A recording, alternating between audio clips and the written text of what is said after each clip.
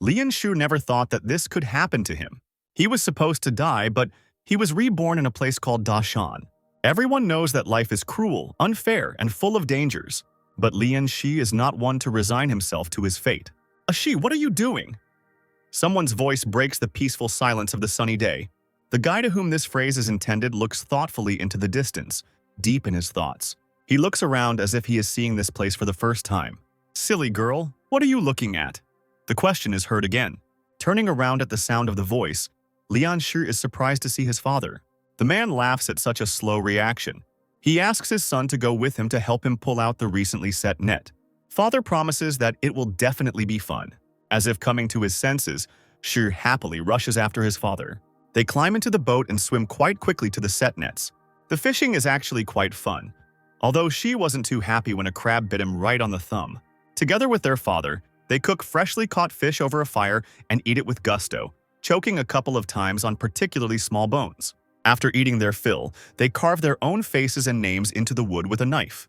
During the fun, the whole day passes unnoticed by both of them, and it begins to get dark. Shi and his father sit on the edge of the boat, admiring the beginning of the sunset.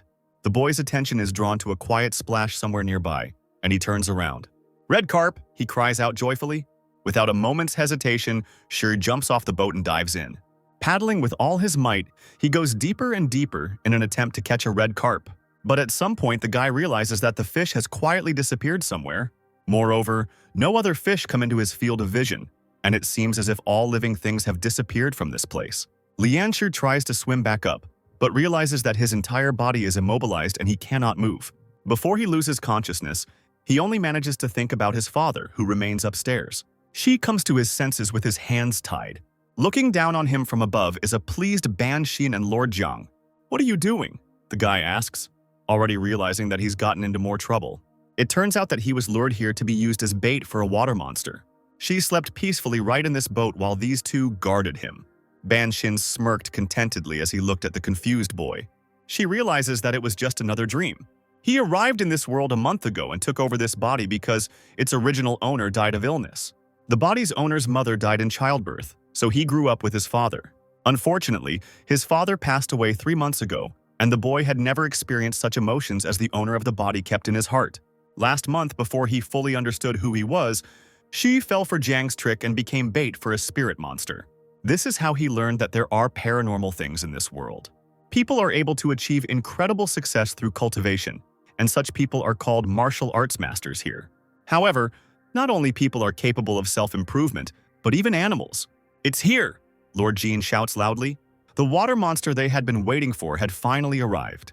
She looks around sharply to see the monster he's about to become bait for. The monster's dimensions are several times larger than the boat's. Even under the thickness of water, the water monster looks huge and powerful. Lord Jian is horrified by such size. He was told that this monster was only half the size of a human. And the closer the monster swims to the boat, the more the Lord begins to panic. But even though he was feeling fear and horror, Jian had been waiting for this moment for many years. He is preparing to deliver a blow that contains 10 years of diligent training. "Can you survive this?" The Lord grins, confident in his victory over the monster.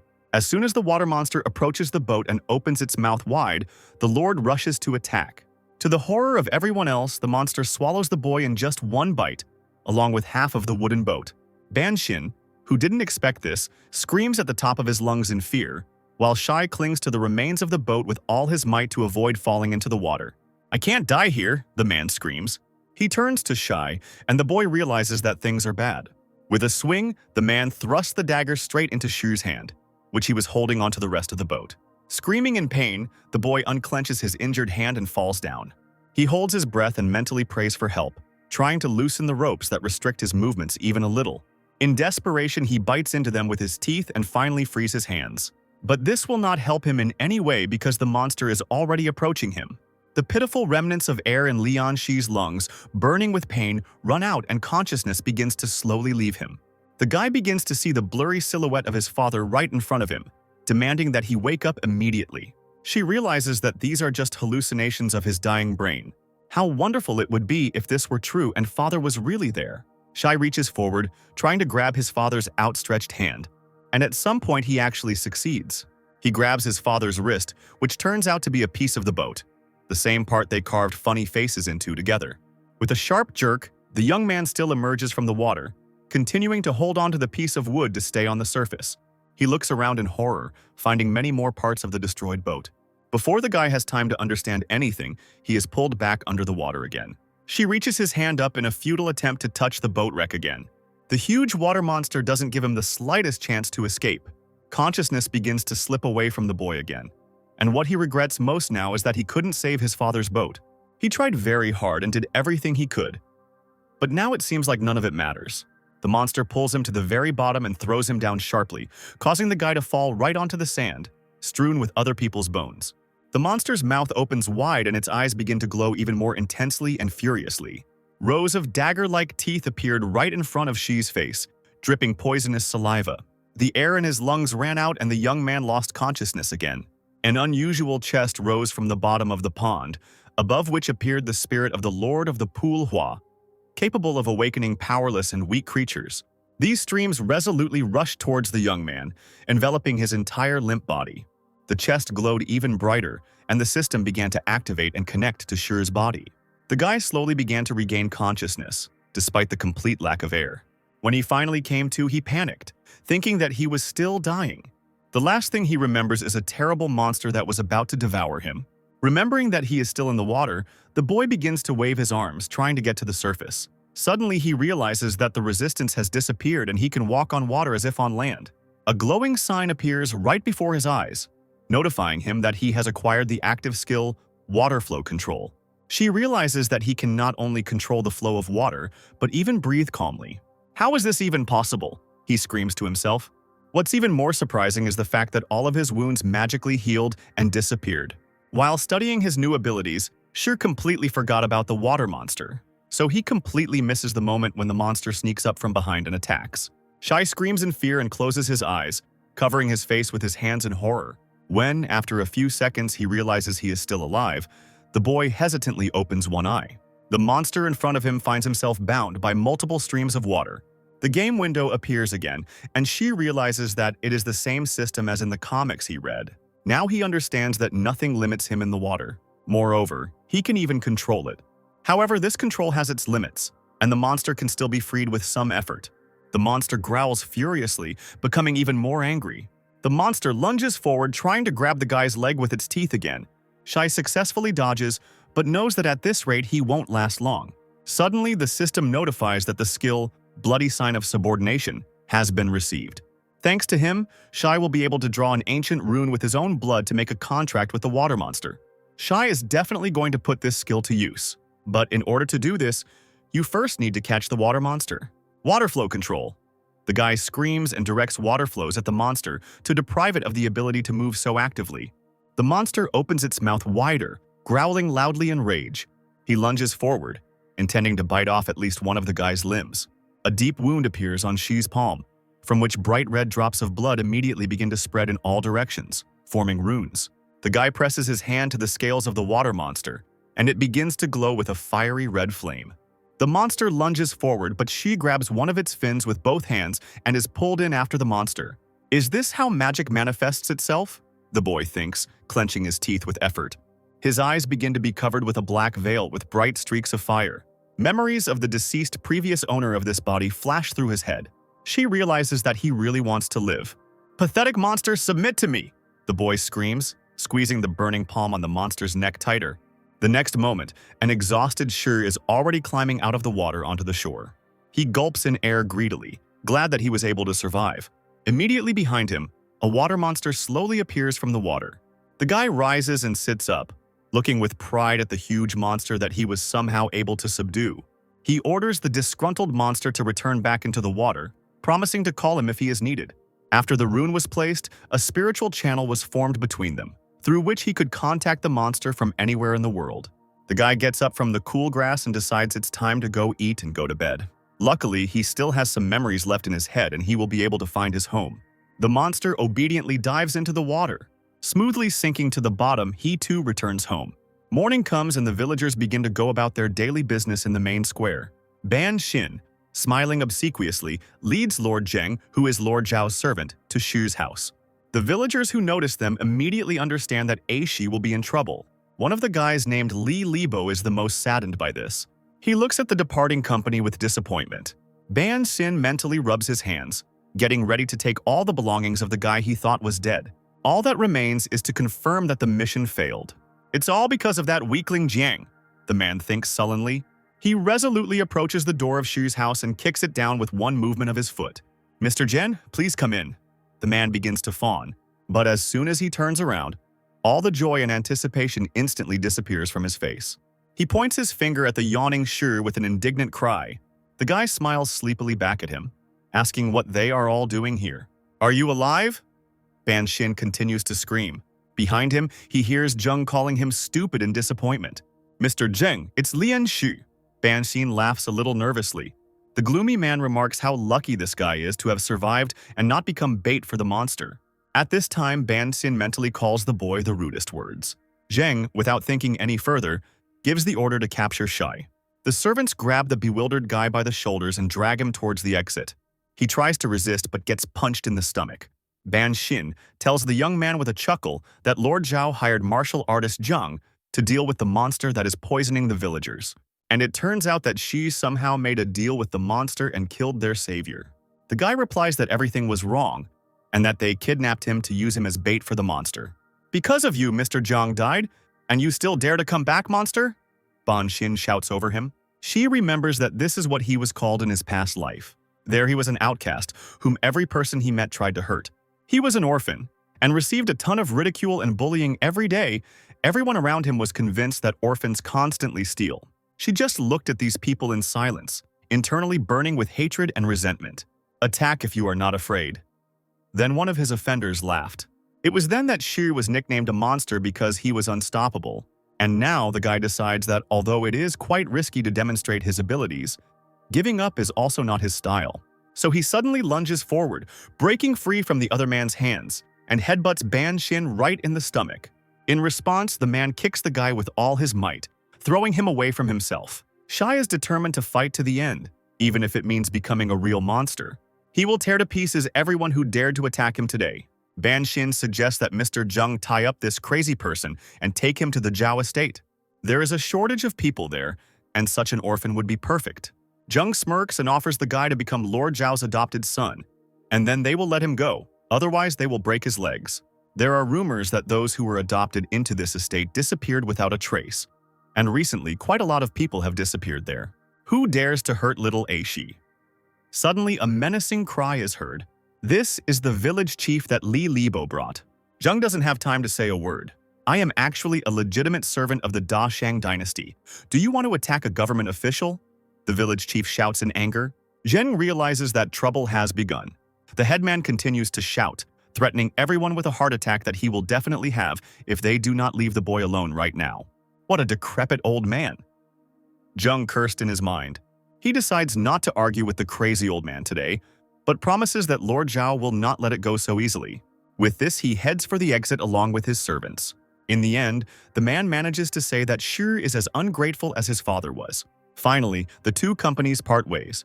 The headman begins to scold Aishi and explain that some conflicts are best avoided in order to avoid serious consequences. Li Libo disperses the crowd of onlookers gathered near the house and leads the headman outside. Shai understands that this could happen in the future. He watches the departing headman and thinks that next time he might not be there. The guy decides that he absolutely must become stronger, and the emerging system is his chance. As if reading his mind, the notification window appears again, stating that another water entity has been found. That same evening, the young man returns to the water again. After receiving the crocodile Tahua, he can contact him via telepathic channel at any time. So she mentally summons the monster and freezes in anticipation. He looks closely at the water, and after a while the monster emerges, creating a large wave. But to the boy's great surprise, only a small crocodile, no taller than his knees, jumps out onto the shore. "Where did the giant crocodile go?" the boy screams.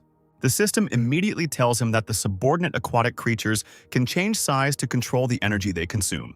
Now everything is clear, and Shuri admires the incredibly clever system. The guy remembers the recent notification about the discovery of a water entity. He asks the crocodile to show where he found this very essence, and together they dive into the water. Shai swims after the monster, trying not to lose sight of it for long. It looks like the crocodile led him to some kind of grotto. Swimming closer, Shai looks inside. What he sees there seems simply incredible to him. Apparently, right in front of him, there are legendary spiritual plants scattered along the bottom of the pond. The system again suggests that these plants have an aquatic essence. This means that the master can easily absorb them. In this world, there are plants and treasures that are saturated with various energies. These are what are called spiritual plants. Rumor has it that there is a pond in the backyard of the Zhao estate where unusual water lilies grow. They attract cultivators, who in turn become Lord Zhao's subordinates. She is very curious about how much water essence he will be able to extract from these spiritual plants. He turns to the crocodile in the hope that it will help him collect the plants. But this lazy guy is sleeping peacefully with his belly up and clearly has no intention of helping. Having collected all the plants, the guy emerges onto the nearest surface and carefully folds them. Finally, he whispers softly, holding the tied plants in his hands. He takes his first bite, and the system immediately informs him that he has received the water essence. The guy's eyes light up from the wonderful taste he feels. He attacks the plants with unprecedented enthusiasm. And only after he has eaten every last crumb, he, full and satisfied, takes a breath. The system offers him a merger with a water spirit and the evolution of a pet monster. Without thinking twice, the guy chooses the second option. Immediately, he feels himself becoming stronger. With this power, he could definitely defeat those guys. Now he weighs 45 kilograms. The young man's body cannot accept any more energy at the moment. Now he needs to think about how to deal with money problems because winter is coming soon. The crocodile will go into hibernation and will not be able to help anymore. At this time, the little monster throws a large fish to the surface next to its owner. Seeing this, Shu has a brilliant idea. He happily picks up the crocodile in his arms. Now the guy will be able to earn some money by selling fish. The next morning, he immediately goes to the market and sells this fish for 80 coins. It's not much, but at least it's something. Now the financial problem is temporarily solved. All that remains is to figure out what to do with this madman, Ban Xinjian.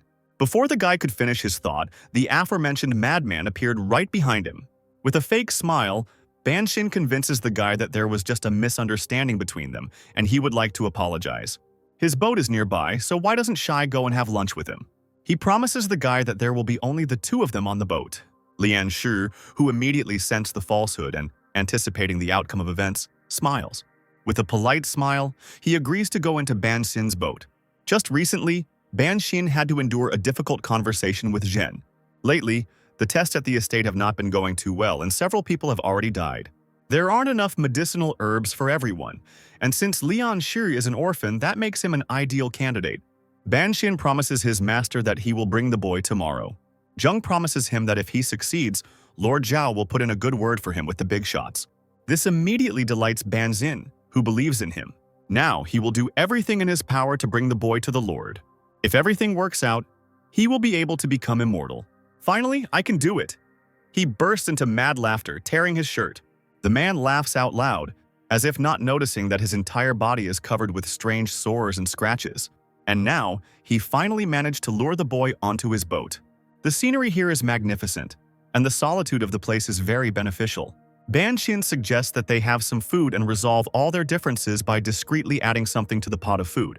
She asks if he is sure that there is no one here at all. Of course, Ban Xin is confident. He personally checked everything. He doesn't need extra ears that might hear the boy's screams after he drinks that fish soup. Excellent, Lian Shu says and stands up.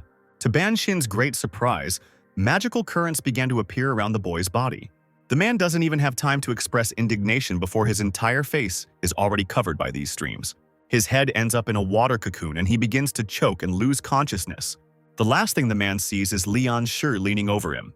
After a few hours, he regains consciousness and opens his eyes with great difficulty. He immediately realizes that he is bound by strong and durable ropes. Lian Shu remarks with a chuckle that he sleeps like a baby. "What do you want from me?" Ban Xin exclaimed in panic. Lian Shu shows him a bag of money that he found on Ban Xin himself. Apparently, he was paid well to bring Shu here. Looking around, Ban Xin realizes that Lian Shu brought him to the very place where the water monster attacked them back then. And at that very moment, a huge crocodile emerges from the pond right behind Lian Shu. The man looks at the monster with horror, mentally saying goodbye to life. She tells him that it used to be a water monster, but now it is his beloved pet. Ban Xin screams in horror that Shu himself is a real monster, and as if frightened by his own words, he begins to bow quickly, loudly promising to tell Shar everything he knows. The guy immediately asks why Mr. Zheng wanted to lure him to the Zhao family estate so much and why people disappear there. It turns out that all these people are needed so that the owner of the estate can become immortal. A sad fate awaits all who enter, as Zhao extracts the pearls of immortality from them without the slightest pity. She realizes that Ban Xin himself brought innocent people to their deaths. The man breaks out in a sweat as he tries to convince the boy that he was actually forced to do all this. But eventually he gets rude, and Shai reacts in the same second. With a good swing, he strikes, splitting the man's skull with a small stone. Ban Xin had already seen through his monstrous nature. If she hadn't killed him, he himself would have been dragged into the estate and made into one of those pearls. And now, while he is gaining strength, he needs to find something that can protect him. Without a drop of pity or regret, Shai throws the man's corpse into the water. The guy doesn't see how his body begins to swell. Several days pass, and one fine morning, a crane flying past settles comfortably on the edge of the boat. Lianshu's hand appears from the water. He grabs the side and scares the bird away. The guy gets completely out of the water and climbs into the boat. On his shoulder is a bag full of fish and a small crocodile.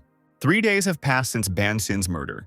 And in order not to arouse suspicion, Shi pretends to be a fisherman for everyone. As for the boat, he said that Ban Xin had given it to him as an apology, and after that he had disappeared somewhere. But Lord Zhao's people won't believe this story so easily. Sooner or later, Ban Xin's disappearance would definitely lead them to Shi. He needs to become stronger, and the fastest way is to join a martial arts temple. There are 3 such clans in Pingyang, and the strongest of them is the Yang clan. Rumor has it that their leader has achieved such unprecedented strength that he can easily crush gold and cut stones. If Shi could join them, the Zhao family wouldn't dare touch him again. But the entry fee is between 5 and 8 liang, and at the moment the guy only has 2. Looks like he'll have to find another way to make money. Since the last upgrade, Shai feels his body becoming stronger and his mental power seems to be growing as well. Perhaps now he will be able to control 2 creatures at the same time. Moving in water is becoming more and more familiar. He invites Tahua to swim race. Lately, the guy has been training like this a lot. The current he twists under his foot pushes him out, giving him momentum. However, this requires increased control, so he gets tired faster. The guy continues to swim forward and suddenly notices some shadow to the side of him. What was that? Lianshu looks around in surprise and finally notices the reason for his concern. This is a mystical fish. In the world of Dashan, some creatures evolved by accidentally absorbing spiritual energy. Such monsters are called mystical fish, and right now, Lianshu sees 2 such creatures, although, as a rule, it is difficult to find even one such fish. Noticing the attention of a person, the mystical fish scatter in all directions. She commands the crocodile to catch one of them. Tahua obediently rushes after her, increasing in size as he goes. The mystical fish doesn't have a single chance to escape from the water monster. Lianshu rushes after the second fish. Belatedly, he regrets not having taken a fishing net with him. But even without this, the guy is doing well. To catch the mystical fish, he uses the skill Controlling Water Flow. A second later, the fish finds itself in a dense water cocoon. The happy guy lunges forward and grabs her with both hands.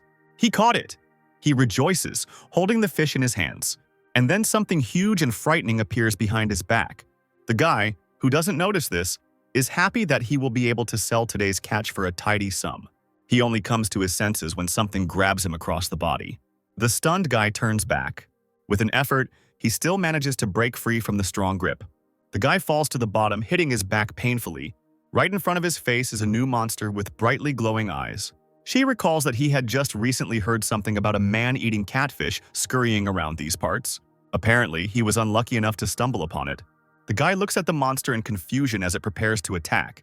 At the last moment, he manages to repel this attack with the help of water currents. It was very close. Lucky his reflexes were so fast. To save himself from the monster, the guy decides to attack. Unexpectedly, the monster manages to dodge. The guy is surprised to realize that this catfish is making fun of him. The expression on his mustachioed face is more than eloquent. Tahua appears just in time and with a powerful blow of his tail throws the monster aside. The shocked catfish doesn't have time to dodge and falls on its back. The proud crocodile smiles contentedly with his entire fanged mouth. He attacks again while the enemy has not yet had time to recover. Lianshu realizes that this is his chance. If he doesn't subdue this monster, he will definitely die today. Therefore, with the help of his blood, he draws the rune of submission. The system immediately rolls out dozens of warning messages. Lianshu's mental strength is not enough right now, and trying to subdue the water monster might cause a backlash. But the guy stubbornly continues to subdue the monster, and eventually something new appears in the catfish's gaze. After a while, the completely exhausted guy, using his last bit of strength, climbs onto the deck. Who would have thought that this catfish would resist so strongly? He almost lost control of himself and managed to develop mental overload. But the result was definitely worth it. She decides to name his new pet Chonky. Even despite the appearance of the monster, Shu still did not let go of the treasured mystical fish. Seeing his owner shaking it out onto the deck, Tahua swims closer and opens his fanged mouth, showing that he has also caught a second fish. The happy guy gently strokes his pet's scaly head, not sparing words of praise. Now his tray is chock full of regular fish and 2 mystical ones. She starts a small fire to roast one of them to see if it will increase his strength. The fish turns out to be very tasty, and very soon only a small skeleton remains. The guy decides to keep the horn of this fish as a souvenir. By eating this fish, he received a total of 18 points, which would have been the amount that would have been awarded after eating at least 18 spiritual plants. The remaining mystical fish is even larger than the previous one, and will definitely give 3 times more points, and then she will be able to raise the fusion percentage with his spirit Jieding, the water monkey, to 10.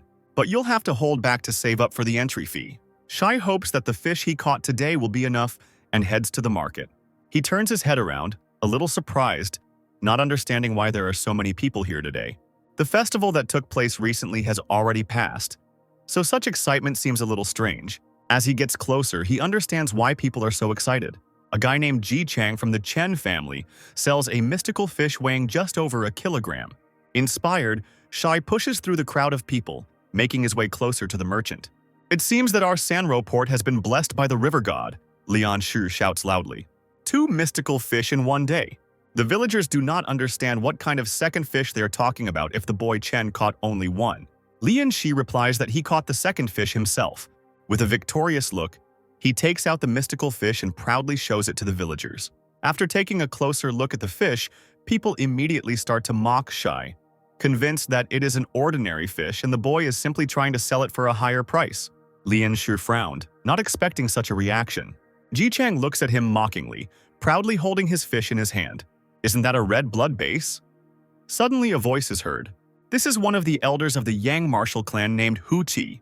He approaches Ji Chang and asks how much his fish cost. The boy blushes and asks what price Hu Qi thinks is fair. Having learned the weight of the fish, the elder offers a whole 150 fen for it. A joyful Ji Chang immediately agrees. They are interrupted by Lian Shi, who comes closer and politely asks the elder to take a look at his fish too. The villagers continue to mock the impudent boy. "It's a bullbream," Hu Qi suddenly says. Lian Shi adds that this fish weighs a whole kilogram and 600 grams. The elder offers the amazed youth to pay 325 fen for this mystical fish. Good heavens, my family couldn't accumulate that much even in a few generations. Someone's indignant voice is heard from the crowd.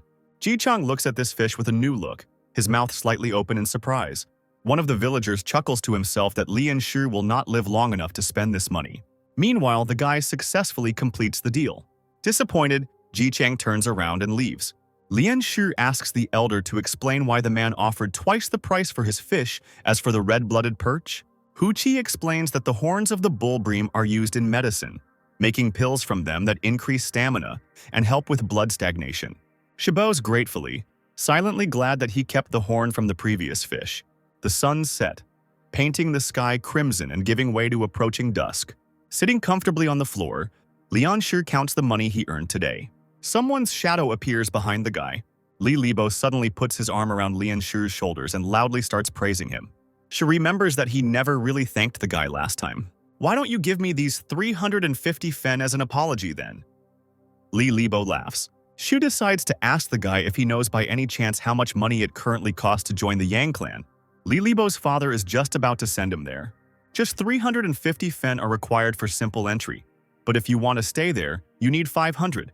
And if she is going to stay there, eat and enjoy all the benefits, you need a whole 1,000. If you add up all the savings, Shu now has 455 fen, which means it is quite enough. He decides to go and enroll in the clan right tomorrow together with Li Libo. "Got it!" The guy laughs, giving him a friendly punch. Suddenly, Lian Shi hears an unintelligible voice telling him that he has found a mystical fish. She listens in surprise. And in the dungeon of the Zhao estate, The servant Zheng reports to the owner that Ban Xin has disappeared, and the last person to see him was the boy Lian Shi. The owner of the estate orders not to disturb him with such trifles and to deal with all the problems himself. Zheng frowned with displeasure as he watched the gentleman leave. Unaware of this conversation, Lian Shi goes to the water again. Comfortably seated in the boat, he cuts spiritual plants.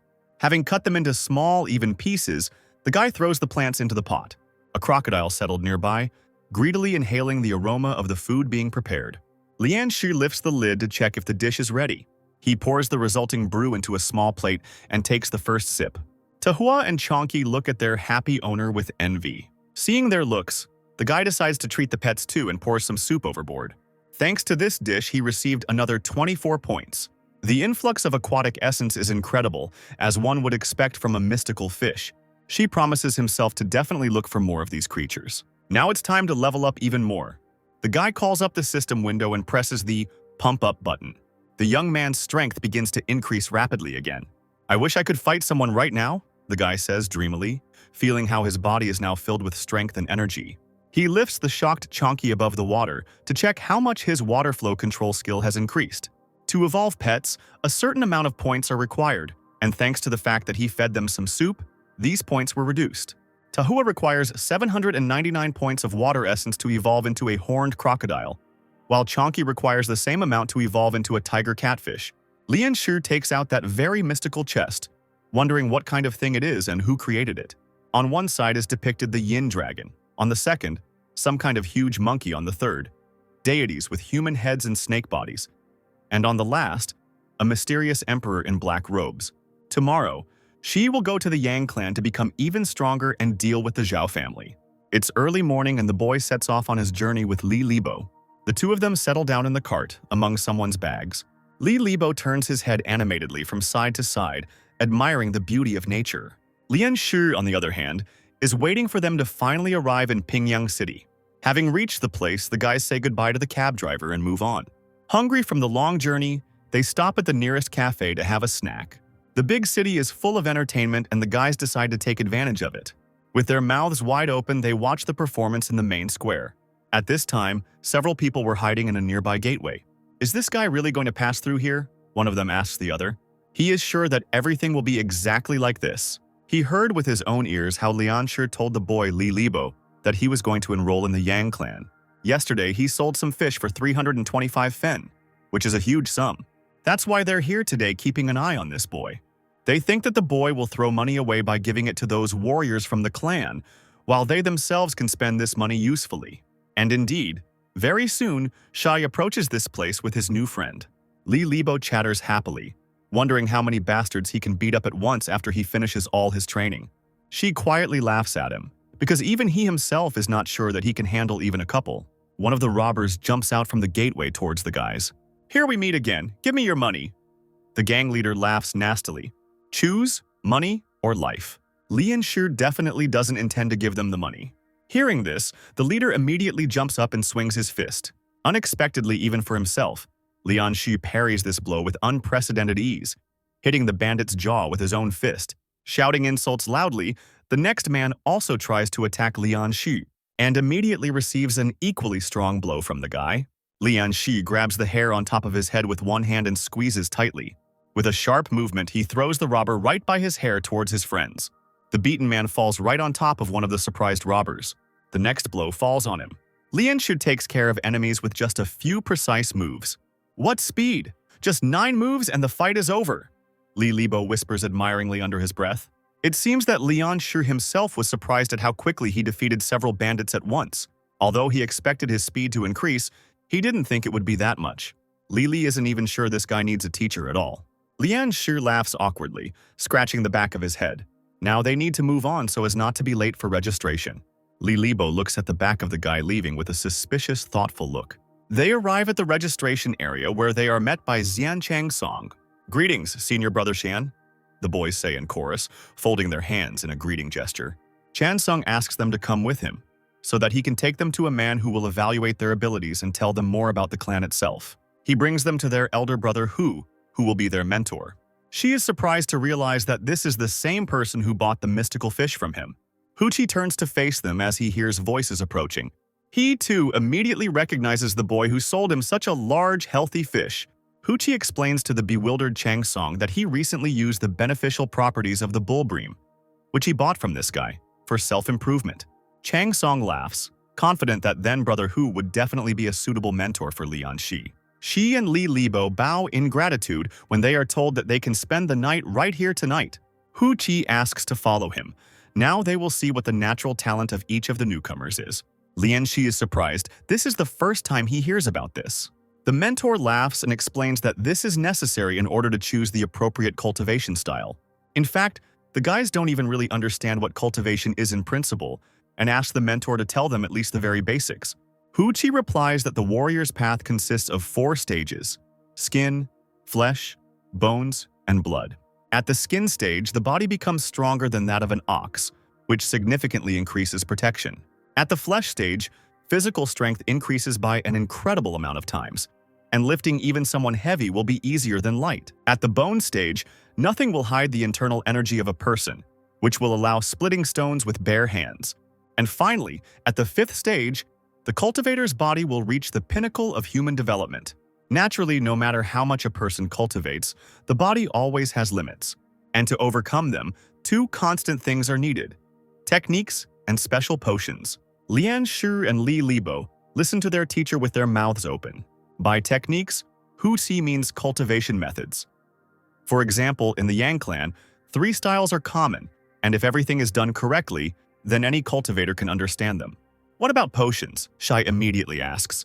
Let's imagine that the techniques are a slippery and dangerous ladder, and in order to climb it quickly and safely, you need railings, and these are exactly the potions. For example, the bullbream that the mentor bought from Lian Shi. But now, beginners should not rush so much. They are still at the very beginning of their journey, so they need to concentrate on each new step. Thanking them for the short lecture, Shi asks the mentor to identify their natural talents. Not far from what is happening, several young cultivators are sitting in one of the clan buildings and watching. "You were talking about this guy Zhao-san?" Lu Yangkai asks. In response, he hears an order to take this boy outside the clan's territory. "I'll handle the rest myself," Zhao Heyuan continues. At this time, in the Zhao estate, a servant reports to the master about Lian Shi. He says that the boy is only 15 years old, he is an orphan and the same age as the young master, which means that as a material for extracting the medicine, he is just perfect. If they can catch him, young Master Zhao's condition will improve greatly. Yuaner had been weak since birth, and finding materials for the right age of pearls of immortality was no longer easy for Mr. Zhao. However, this young man is planning to join the Yang clan, and knowing Yang Dongseon's character, it will be very difficult to get to the boy. None of the men conversing notices young Master Zhao, who is hiding around the corner and listening attentively to the conversation. A portrait of Lian Shi falls out of the servant's pocket and the boy picks it up. "I need these pearls of immortality. Anyone who stands in my way will die," he thinks. The guy squeezes the portrait in his hand with all his might, crumpling the paper. Meanwhile, Li Libo was shouting indignantly, shocked that Shi's bone structure was at the highest level, while his was only average. "Maybe I'm just talented," Shu jokes. After inspection, they are sent to the parade ground. There they unexpectedly meet a familiar face. Right in front of them stands Chen Ji Chang, who was also selling mystical fish that time. "What are you even doing here?" Li Libo immediately attacks the guy. It seems that a fight is about to start, and Lian Shu, laughing nervously, tries to separate them. Ji Chang is only 2 years older than him, a capable fisherman, and a good acquaintance of the previous owner of this body. "Brother Ji, have you decided to train too?" Shu asks. He learns that Ji Chang was actually also selling fish to save up for the entrance fee. Shai smiles conciliatorily and asks him to go to the parade ground with them. Surely the instructor should have already started the lesson. And indeed, this is true. The boys join the training on the parade ground and barely make it to the end. Beads of sweat run down their faces, clouding their eyes, and their muscles tremble with intense tension. Finally, the mentor announces a break. Now, all the students can rest, and after lunch, Teacher Lu will continue the training. Lian Shu, Li Libo, and Ji Cheng are sitting exhausted under a nearby tree when other students suddenly approach them and start bullying them. "You smell like fish from a mile away, get out of here!" Lu Yangkai tells them with disgust on his face. If each of the boys paid him 100 fen, then so be it, he would let them stay. Li Libo, the most hot-tempered of their group, immediately jumps up, ready to start a fight. Lian Shu doubts that he has enough strength to deal with these 3. Yang Kai continues to mock them. provoking them to fight. After all, he had just recently reached the peak of the skin stage, and it would be good to train. She regrets that they are not in the water now, otherwise he would have easily taught this bully a lesson. Li Libo curses, sensing imminent trouble. Lu Yangkai, what are you doing here? The voice of their savior is heard. If you have nothing to do, go and do a plank for half an hour. The mentor continues to scold the older students. Yang Kai finally manages to say that there is no place for cowards here, and the mentor yells at him again. Only after this does the boy bow to the elder and finally leave. Lily is still furious. The guy actively curses his offenders out loud. She thinks that the situation that happened once again proves that we need to become stronger and very quickly. He warns his friends that he urgently needs to run home for a short while. They didn't even have time to ask why as he quickly ran away. Li and Ji look after him in surprise. She received a danger signal from his pets, so he runs as fast as he can to the pond. Evening comes, but the guy still doesn't come back. Ji is sure he had his reasons for doing so. They start arguing with Li again, but it never comes to blows again. The boys are distracted by some noise, and they all turn their heads in the direction of the sound. Next to them is Yang Kai again, and he is very serious. He is sure that now older brother Hu will definitely not be able to help these boys. Li and Ji screamed in anger upon hearing his words. "I'll crush you both," Yang Kai laughs. Meanwhile, Lianshu had already reached his pond. Sitting on Tahua's back, he slowly swims almost along the very bottom. Chonky and Tahua had almost reached the peak of the skin stage, but nevertheless, something frightened them so much that they called their master. What kind of creature is this? The guy thinks, carefully exploring the area around him. Judging by the tracks he can now see right in front of him, this creature is simply of enormous size. Tawa and Chonky look tense and a little scared, which means this creature is really dangerous. Since the last upgrade, Shi's fusion percentage with the spirit has increased to 11.7%, and he can now control up to 35 liters of water. In addition, the sensitivity radius has also increased to 6 meters, so it has a better sense of the water space. And now the guy sees someone's evil eyes glowing brightly in the darkness right in front of his face.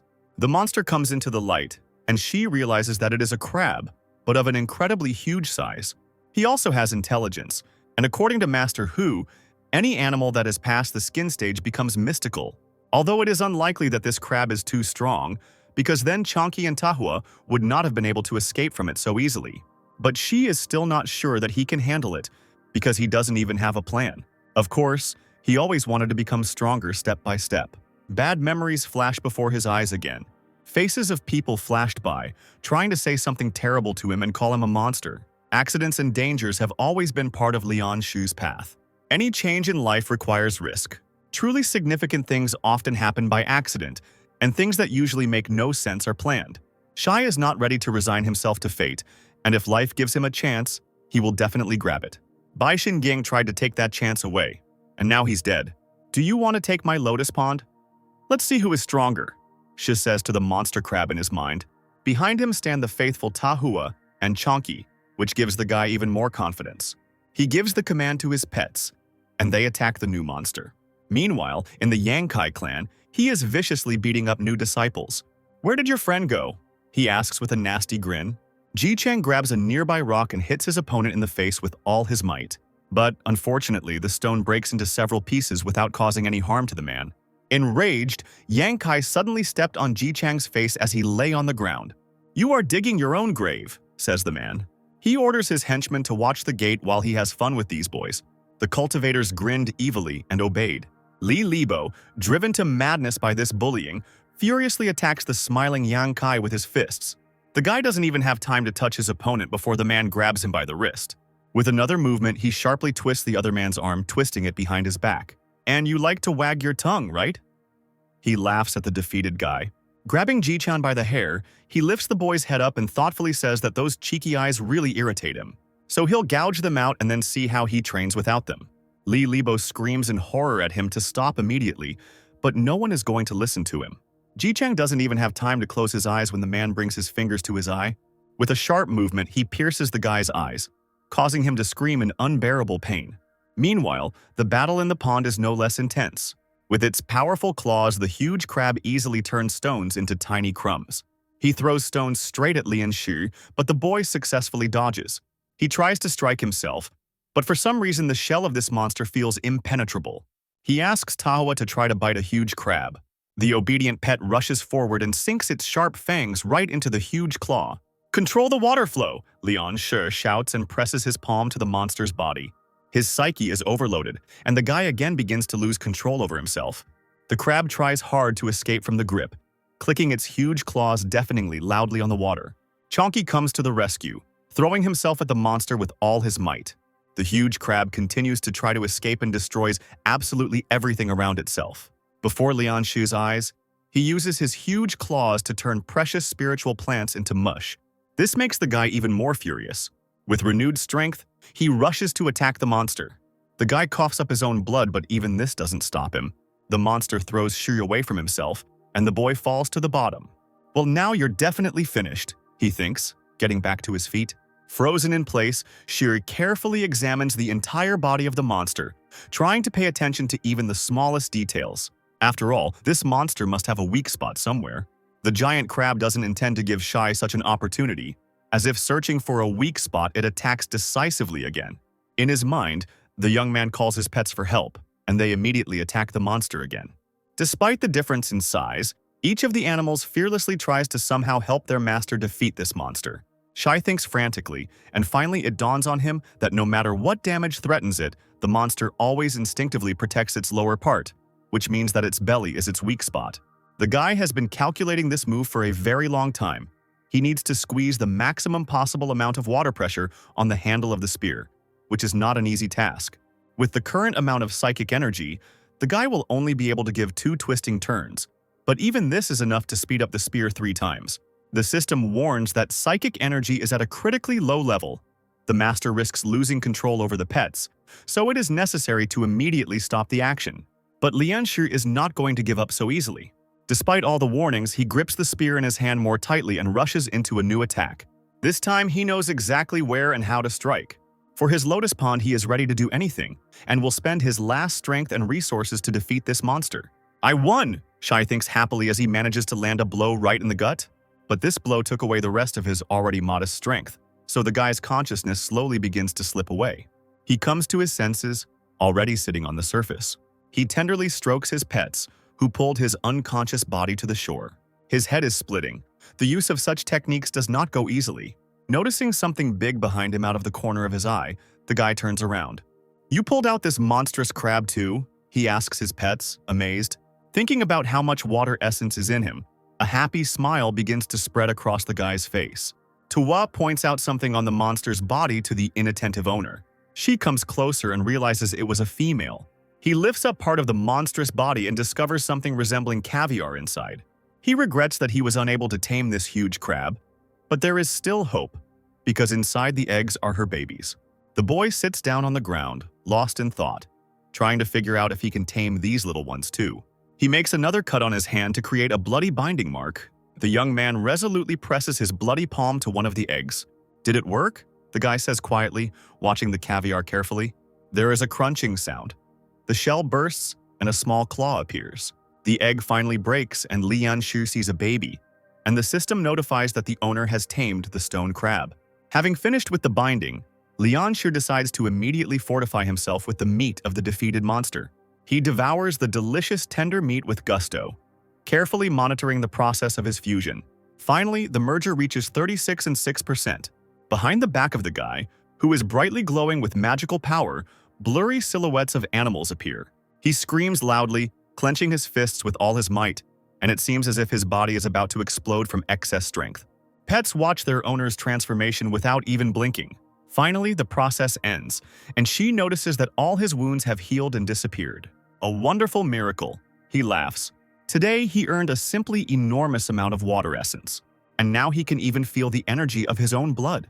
According to elder brother Hu, at this rate, he will soon be able to surpass the skin stage.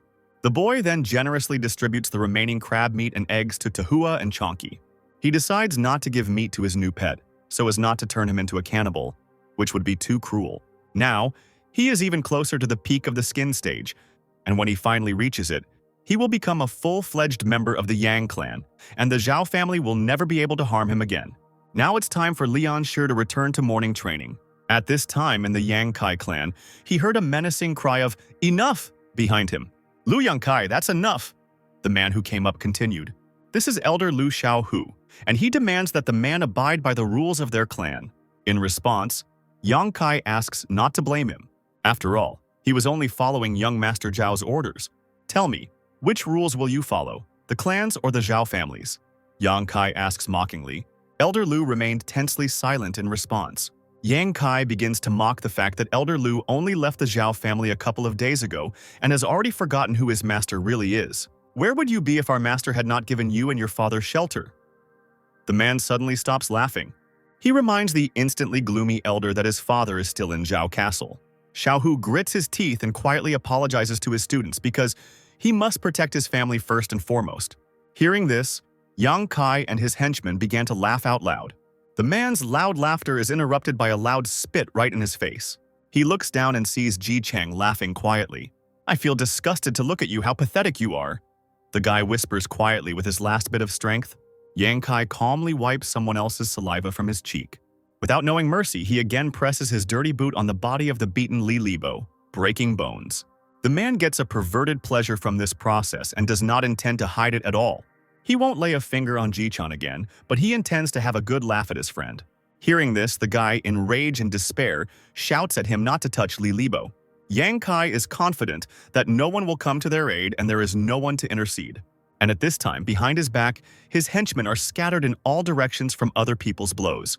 Hearing this noise, Yang Kai suddenly turned around. A silhouette slowly emerges from the cloud of smoke. Finally, Lian Shi is born. He looks at his crippled friends and a cold fury lights up in his eyes. Lian Shi?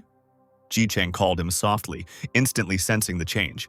The guy's body begins to rapidly become enveloped in bright fiery streams of power. I swear I'll knock out every single one of your teeth. Lian Shi growls. At this time, the mentor and his master Yang Dongsun begin to watch them from the roof. Hu Qi blames himself for getting too drunk while celebrating reaching the peak of the blood stage, which is why he was late. But he never imagined that Xiaohu was such a cold-blooded person. The master is sure that Xiaohu, although he seems like that, is actually very kind, but he is held back by too many things. And that is why Xiaohu can never reach the peak of the blood stage, because a warrior without courage is like a lifeless body. Hu Qi wants to help Xu, because he has just joined the clan, and Yang Kai has almost reached the peak of the blood stage and the boy cannot handle him. However, Dongsun asks him to wait a little and not interfere. The blood energy of this boy looks very interesting. Meanwhile, Yang Kai laughs loudly at Lian Shu's promise to knock out all his teeth. But the young man is not going to waste time on unnecessary conversations. He is too angry for that now. So Shu immediately rushes into attack. Yang Kai orders his retinue to capture the impudent small fisherman. The cultivators rush towards the guy, but they fail to grab him. Lian Shu easily dodges all of their blows and attacks.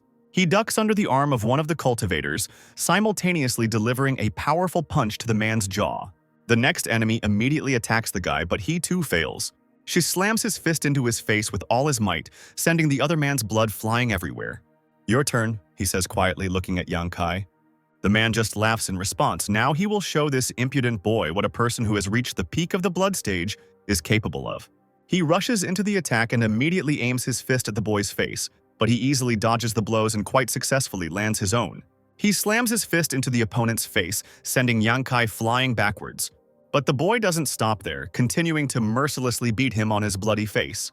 Another blow, and blood, and Yang Kai's teeth sprayed in all directions. Weakling, Lian Shu smirks. This makes the cultivator furious. Spewing out a multitude of dirty curses, he rushes at the guy with renewed vigor, but this time with a knife.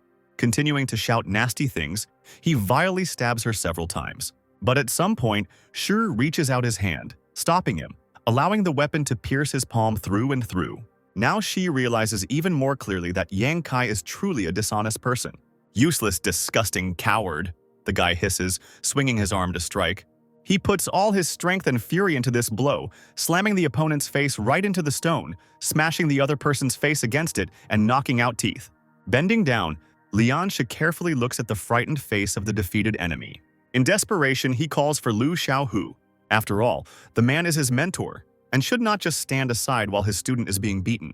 But Xiaohu doesn't have time to make any decisions, and Shi doesn't have time to deliver another blow. Master Dongsun appears right in front of them. In a menacing voice, he announces that he is expelling Yang Kai and all those who attacked the disciples with him today from the clan. And Lu Xiaohu, he is waiting for him in the seclusion hall today for a serious talk. Lian Shi looks at the legendary Yang Dong Sun with admiration. The man looks at him intently in response with a searching gaze. She thinks that now he will also be kicked out of the clan because he broke the rules right in front of the master. Is this the end? But what happens next knocks all thoughts out of the guy. Would you like to become my personal disciple? Dong Sun suddenly asks with a smile. Lian Shi jerks his head up, certain he misheard. Dong Sun extends his hand to the boy, helping him to his feet. For the next few days, the entire Yang estate is buzzing like a disturbed beehive.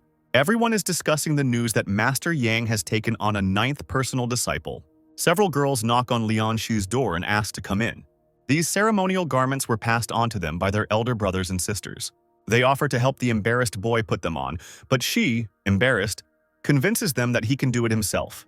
When the girls leave, he breathes a sigh of relief. It's been 2 weeks since that fight with Yang Kai. All the boy's wounds healed quickly thanks to Master Yan's treatment. Now Lian Shi is no longer alone, he has a master and many brothers and sisters. It's time for revenge on the Zhao family. Hu Qi was especially impressed by the young cultivator. For the past 2 weeks, he had been telling each of his siblings how amazing it was that a boy who had just joined the clan could defeat a person who was almost at the peak of the skin stage. The master liked this guy at first sight, and the 4th brother, out of a slight feeling of jealousy, makes the most kind jokes about this and about brother Hu Qi. But even despite this, he still gave his new student his tungsten armor. Amidst the laughter and jokes, the students do not immediately notice Lian Shi emerging from his room. Hu Qi notices him first. A little hesitantly, Lian Shi walked out to the 8 disciples, feeling unfamiliar in this outfit. Older brothers and sisters, he tells them with a smile. Lian Shi thanks you for the gifts. The guy bows. However, Liu Gong has not yet given his gift to his new brother. He prepared something special for his younger brother, and it is a tungsten steel ingot. With it, Shai can come to any forge and say what weapon he wants to forge. The guy thanks his brother for the generous gift and together they head to the master. Meanwhile, at the Zhao estate, a loyal servant is discovered missing. Ban Xinjian's body was just found, but that's not the biggest problem. Much more importantly, the contents of his stomach, which were very valuable, were missing. Zheng, who brings bad news, receives such a powerful slap that his neck almost breaks and saliva sprays out of his mouth in all directions. They're all in for terrible trouble from the government if this gets out. In an attempt to justify himself, the servant blames Lian Shi for everything. He is sure that it was this boy who killed Ban Xin. However, the Zhao estate already knows that Shu has become Yang Dong Sun's disciple, and no one in their right mind wants to run into this master's blade. No matter the cost, Zheng must find the missing item or he will be finished. As for Lian Shi, Mr. Zhao has some thoughts on this matter. Meanwhile, an unsuspecting boy is at the Yang family estate undergoing the process of being accepted as a disciple. Dong Xian asks if Shi would agree to become his personal disciple, and he naturally agrees immediately. Upon joining the clan, a boy will be required to remain humble, open-minded, disciplined, and respectful of his mentors and senior students. He must not harm those who are weaker or abuse his position to achieve his own interests. Lian Shi agrees to these conditions without the slightest hesitation. Now, as soon as the young man drinks the cup of tea offered to him, he will become Yang Dong Sun's personal 9th disciple. From now on, the master will become his patron, and no one will dare to unfairly offend Lian Shi.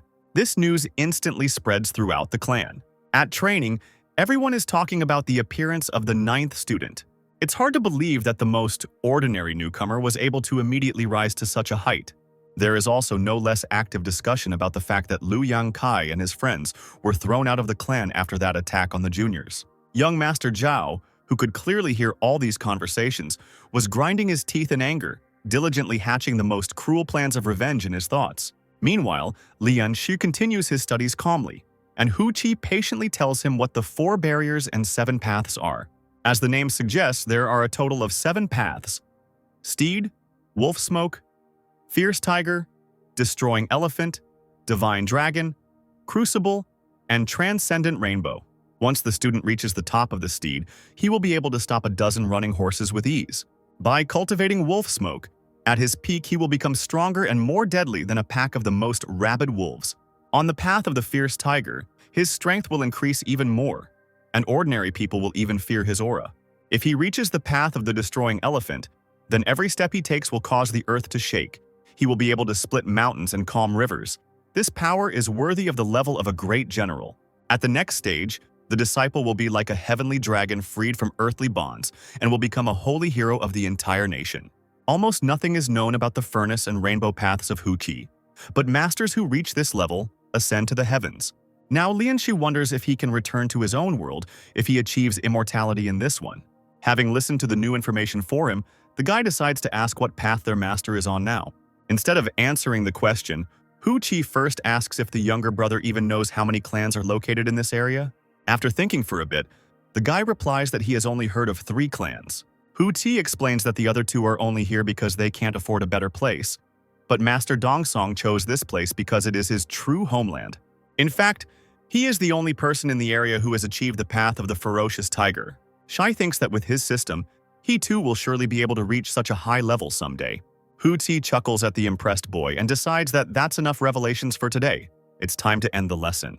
She decides that now that he is out of danger, he needs to catch more mystical fish to finally break through the skin barrier. So he goes back to his favorite place where he successfully catches another whole mountain of tasty fish.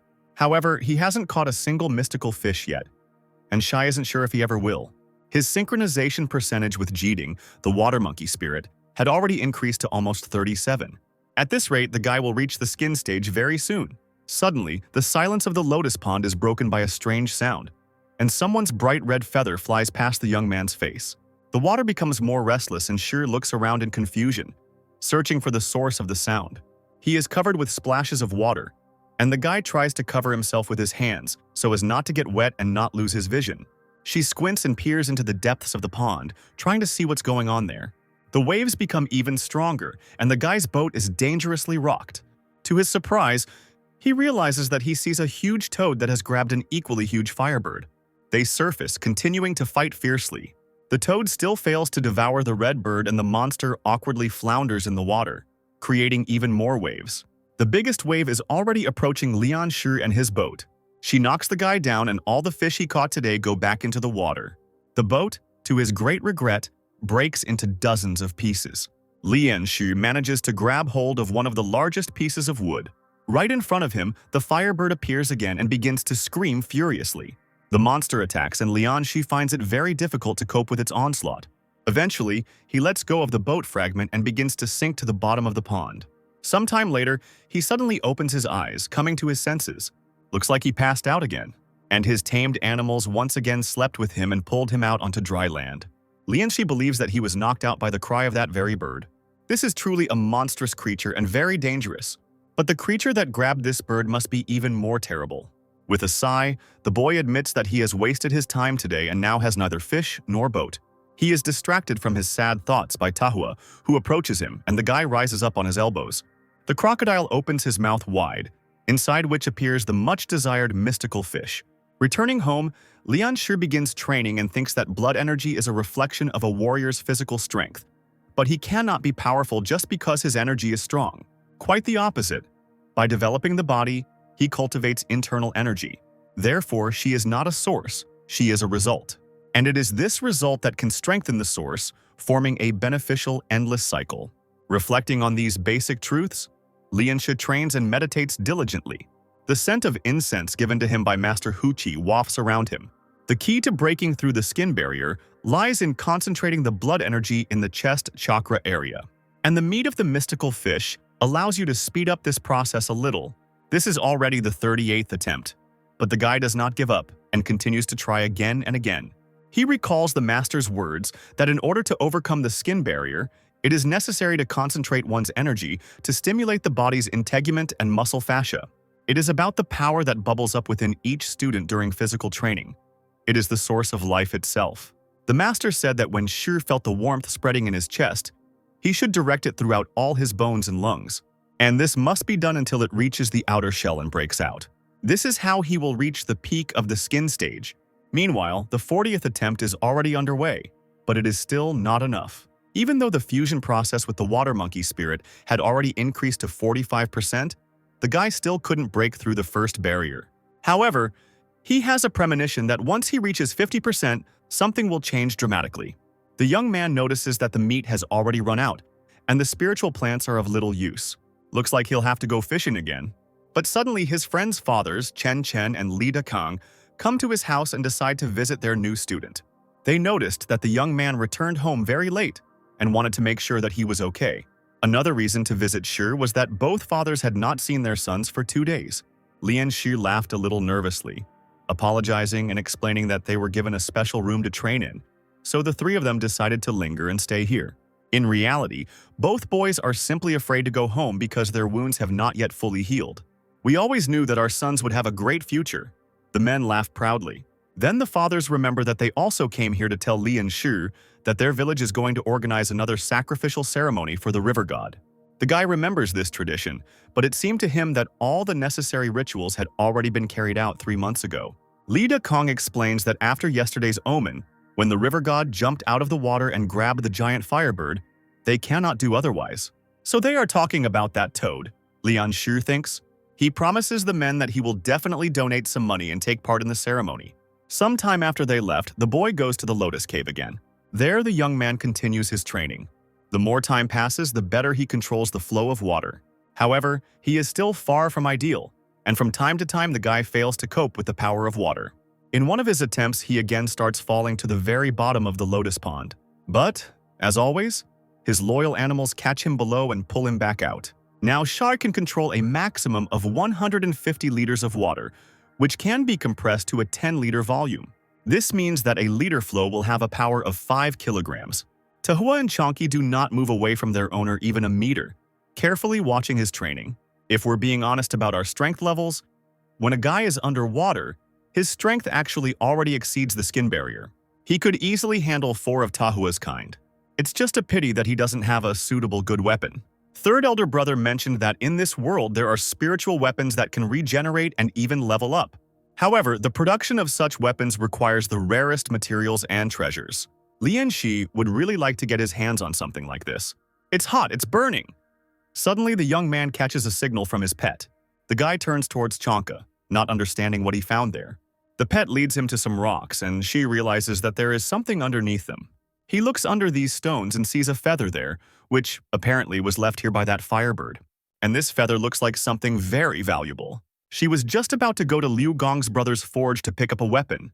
Perhaps he will also be able to find out about this feather from his elder. A young man walks through the streets of the Pinana district, carefully examining the signs, looking for the right forge. His attention is drawn to a huge column of black smoke somewhere in the distance. Finally, he finds a forge. "Junior brother, welcome." Liu Gong smiles at him warmly. Shi also greets him politely and tells his brother about something he found during his morning fishing. "This is a feather of a crimson phoenix," Brother Liu shouted loudly, unable to contain his emotions. Such a feather is a real treasure for any cultivator. Lian Shi immediately asks his elder brother why it is so valuable. Liu replies with admiration that it is simply an amazing find. This feather belongs to a crimson phoenix, a rare mystical creature. When he is in mortal danger, he pours all his life energy into his own feathers and then sheds all his plumage, which flies all over the world. One of these feathers, which has the greatest concentration of the phoenix's life energy, is called the golden crimson feather, and it is this feather that grants the creature rebirth, completely restoring its body. A joyful Lian Shi immediately decides that he has found this very precious feather. Brother Liu laughs at the naive boy, because in fact this feather is the most ordinary. He advises his younger brother not to absorb the energy of this feather, but to make a spiritual weapon out of it. Lian Shi had already chosen what kind of weapon he would like to receive. Judging by his last fight with the crab, something like a spear would be perfect for fighting with his underwater techniques. So, without further ado, he chooses the spear. The older brother, not expecting such an answer, looks at the boy in surprise. Such a choice of spiritual weapons is extremely rare to find in their clan. But Brother Liu still agrees and promises to inform him as soon as the spear is ready. "By the way, do you know what that column of smoke is?" Lian Shi recalls what he saw earlier. The older brother immediately loses all his good-natured attitude. He explains that there is a temple called Fawa there, where a terrible fire happened in the morning. But in the midst of the flames, something unexpectedly appeared that should not have been there. Lian Shi asks again, puzzled, what is being discussed? Thanks to his older brother, he learns the terrible news that there were mountain demons in this temple. The tragedy of the Fahua temple began unexpectedly. On one of the most ordinary warm and sunny days, the woman, wounded and exhausted, loudly begged for help, running with her last strength further and further away from that terrible place from which she had miraculously managed to escape. With her hand, she held her own belly, in which, as the temple priests mistakenly believed, her child was located. The monk, who was diligently sweeping the porch of his temple, did not immediately hear her approach. He turned around sharply when he heard cries for help. The woman in front of him was holding on with all her might, her face all wounded and covered in her own blood. She fell to the ground, exhausted, and her consciousness began to slowly slip away. The monks saved her, taking her to their temple and laying her on one of the free beds. "Amitabha, you have finally woken up." The temple teacher was delighted when she came to her senses. The elderly man smiled kindly at the exhausted woman and asked what had happened to her and who had hurt her so. The woman sat up in bed and grabbed her terribly buzzing head, not even understanding where she was at the moment. Hazu County? But decided to come to Pingyang 3 months ago to visit relatives. However, on the way she was attacked by some bandits. They blindfolded her and took her to the most terrible place she had ever seen. When the bandage was torn from her face, hell incarnate opened up before her. People were tortured and cruelly abused there until only a weak, mutilated ghost remained. "They wanted to ask for a ransom for you," the teacher suggests. The woman clutches her head again and her eyes still reflect the horror she experienced. She remembers that these people told her then that they were all material for some kind of pearls. The torturers carved strange runes into the stomachs of the still-living test subjects, which immediately began to glow red. Several men dressed all in black regularly carried out their horrible bloody rituals. With the help of a knife, they helped disgusting creatures to emerge from the stomachs of unfortunate people. And even this ritual knife looked strange. Its handle resembled elongated intestines. None of those who were unfortunate enough to fall into the hands of these people survived. While the pearl was being extracted, everything around was filled with acrid crimson smoke. The man making an incision in the belly of one of the captives raised his bloody hands up, observing the result of his efforts. After all the manipulations, a small, brightly glowing bloody ball fell into his hand. One of the observers, named A. Liang, grimaced in disgust as he asked the guy standing next to him what kind of crap was being pulled out of these people's stomachs. "These are pearls of immortality," Lin Guyan answered him. "First, these people are fed a decoction of the mountain monster's flesh, regardless of gender, and their stomachs begin to swell, bearing lumps of flesh. After 3 months, these lumps become uterine pearls, from which real pearls of immortality can emerge. We cannot allow the process to drag on. If these pearls are not extracted in time, they will hatch after a while." "Hatch? Into what?" Liang asks in horror. Lin Guyon replies that he doesn't want to know. After giving the guest a little rest, after a while, one of the temple students goes to her chambers to bring some food. He knocks awkwardly and carefully opens the door without waiting for permission to enter. Without hearing a word in response, the boy carefully goes inside, afraid to disturb the guest. He is sure that the exhausted woman is probably just sleeping, but suddenly he steps on something wet and looks down. Seeing a pool of thick red blood, the boy widens his eyes in fear. Looking back, he sees their guest's legs, covered in blood, right in front of him. Looking up even higher, the boy realizes that in front of him is only the severed lower half of her body. "Madam!" the monk cries out, stepping back. In horror, he looks around for the bed, on which, as he had already noticed upon entering, there was also something lying. Looking closely, the boy realizes that the upper part of the woman's body is lying on the bed. Finally realizing everything, the monk screams loudly and jumps back, and all the dishes with food fall out of his hands with a crash. Suddenly, a drop of thick, dark blood drips from somewhere above right onto his forehead. Holding his breath, the boy slowly raises his head up. From there, a terrible demon looks at him, with the intestines of a murdered woman wrapped around his neck. After some time, Lu Xiaohu also approaches the temple along with his accompanying disciples. A monk named Lu kindly agreed to take them all to the temple so that they would not have to disturb the great master. One of the men warmly thanks the monk for his help, but Xiaohu believes that there is no need to thank the monk for this, since such an act is the direct responsibility of absolutely any cultivator. Zheng ordered him to deal with the Fahua temple, cover for Lord Zhao, and return some very important thing. Xiaohu doesn't know what this thing is, but he was promised that he would understand everything when he saw it. Finally, they reach the very foot of the temple. He looks majestic, full of strength and humility at the same time. However, upon entering, Xiaohu and his entourage stop in horror. Scattered throughout the temple are numerous mutilated bodies of dead monks. "Teacher!" Monk Lu suddenly cries out as soon as the initial shock passes. The boy rushes to the entrance of the temple, hoping that he is not too late and can still save his teacher. One of the students follows him, while the rest decide to look around cautiously. All these corpses look like they were bitten by a giant insect.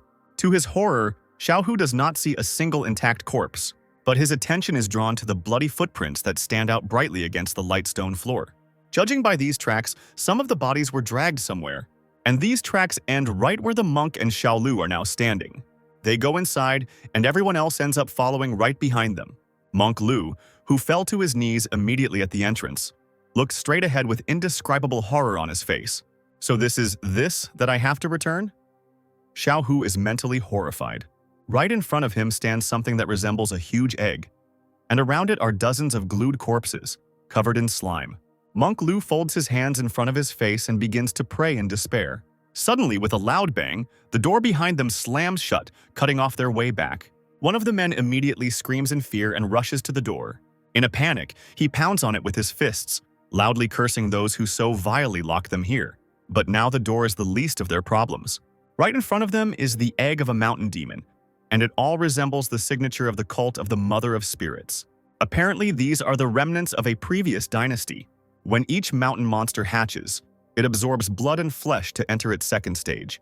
The maturation is almost complete, and the monster will hatch any minute. Xiaohu knows that it will be a monster comparable to a warrior of the steed level. This information makes everyone else even more horrified. But before they can do anything, the monster begins to hatch. This happens quite quickly, and now a huge second-stage mountain demon stands in front of the cultivators. The monk continues to pray frantically, even though he understands that it will no longer help him. The first thing the monster does is rush at him and immediately bites into his throat, easily tearing the flesh. "Monk!" Xiaolu cries out and takes a step towards the monster. The man rushes to help Monk Lu, although he knows in advance that he will not be able to defeat this monster. The monster immediately raises its head, glaring at the cultivator rushing towards it. The monster only needs one movement of its paw to throw the enemy to the floor, knocking the weapon out of his hands. The demon grabs the man's face with his sharp claws and pulls him towards himself. Xiaohu freezes in place, not daring to come to the aid of the student, because he himself has not yet even overcome the fourth barrier, while the monster is equal to the level of the steed. The man thinks that he needs to run quickly. His strength should be enough to knock down the door. But if this crap gets out, hundreds, if not thousands, of people will die. The man hesitates, trying to make a difficult decision for him. He always lived by the principle that his own life always came first. Xiaohu thinks about his father, remembering his house, and tries to convince himself to just turn away and run away. Xiaolu at this time is begging for help, resisting the power of the monster with all his might. Finally, Xiaohu makes a decision that is unexpected even for himself and attacks the monster, pulling Xiaolu out of its clutches. Looks like today he'll finally find out how strong the Skakun is. Once upon a time, when he was still a child, he dreamed of becoming as strong as Teacher Yang. He remembers very well the day when he and his father decided to go to the big city. At that time, they were confident that working at the Zhao estate was their chance for a better life. Xiaohu's younger brother was confident that his elder brother would definitely succeed. Zhao Zhueyuan only laughed, confident that these poor ragamuffins would never be accepted into the clan. The young master believed that all Xiaohu and his father should do was hide in a corner and rot there. Quarrels and fights between the two boys occurred almost every day, and each time, Xiaohu's father helped his son heal his wounds. The man believed that one should behave with dignity, respect one's elders, and be diligent in one's studies. And Xiaohu agreed with him, but he was unable to follow these commandments because of the cruelty of his new master. But the most important thing my father said was that you must definitely become someone you yourself will respect. After some time, the boy grew up and went to the Yang family clan, where he found much more understanding. And now, seeing this demon in front of him, the man thinks, what would Master Yang have done in his place? Once upon being accepted into the clan, Xiao swore that he would not harm those weaker than him or abuse his position for gain. The words of this oath flash through the man's mind as he rushes into battle with the monster. He promised to respect his teachers and senior students. He swore that he would stand guard over justice and fight only for good. Thoughts of this oath give a man strength and confidence in the battle with the mountain demon. The man always listened with delight to stories about the great master. Yang Dong Xian is an unwavering warrior with a fierce gaze and a sharp sword that threatens to kill his enemies. His sword is always ready to cut, pierce, stab, and chop at enemies fighting evil. The weapon in the hands of the master shines brighter than gold and sapphire. His furious movements pierce the darkness like a sunbeam, terrifying his enemies. According to the stories, the great master fought against entire hordes of monsters in the midst of sands and winds. Xiaohu knows that he himself is not like that at all. He is unable to cope with this monster, and the monster easily bites off his right hand. He always loved to listen to the legends of Master Yang Dong Seon, and often came to the library to hear them again.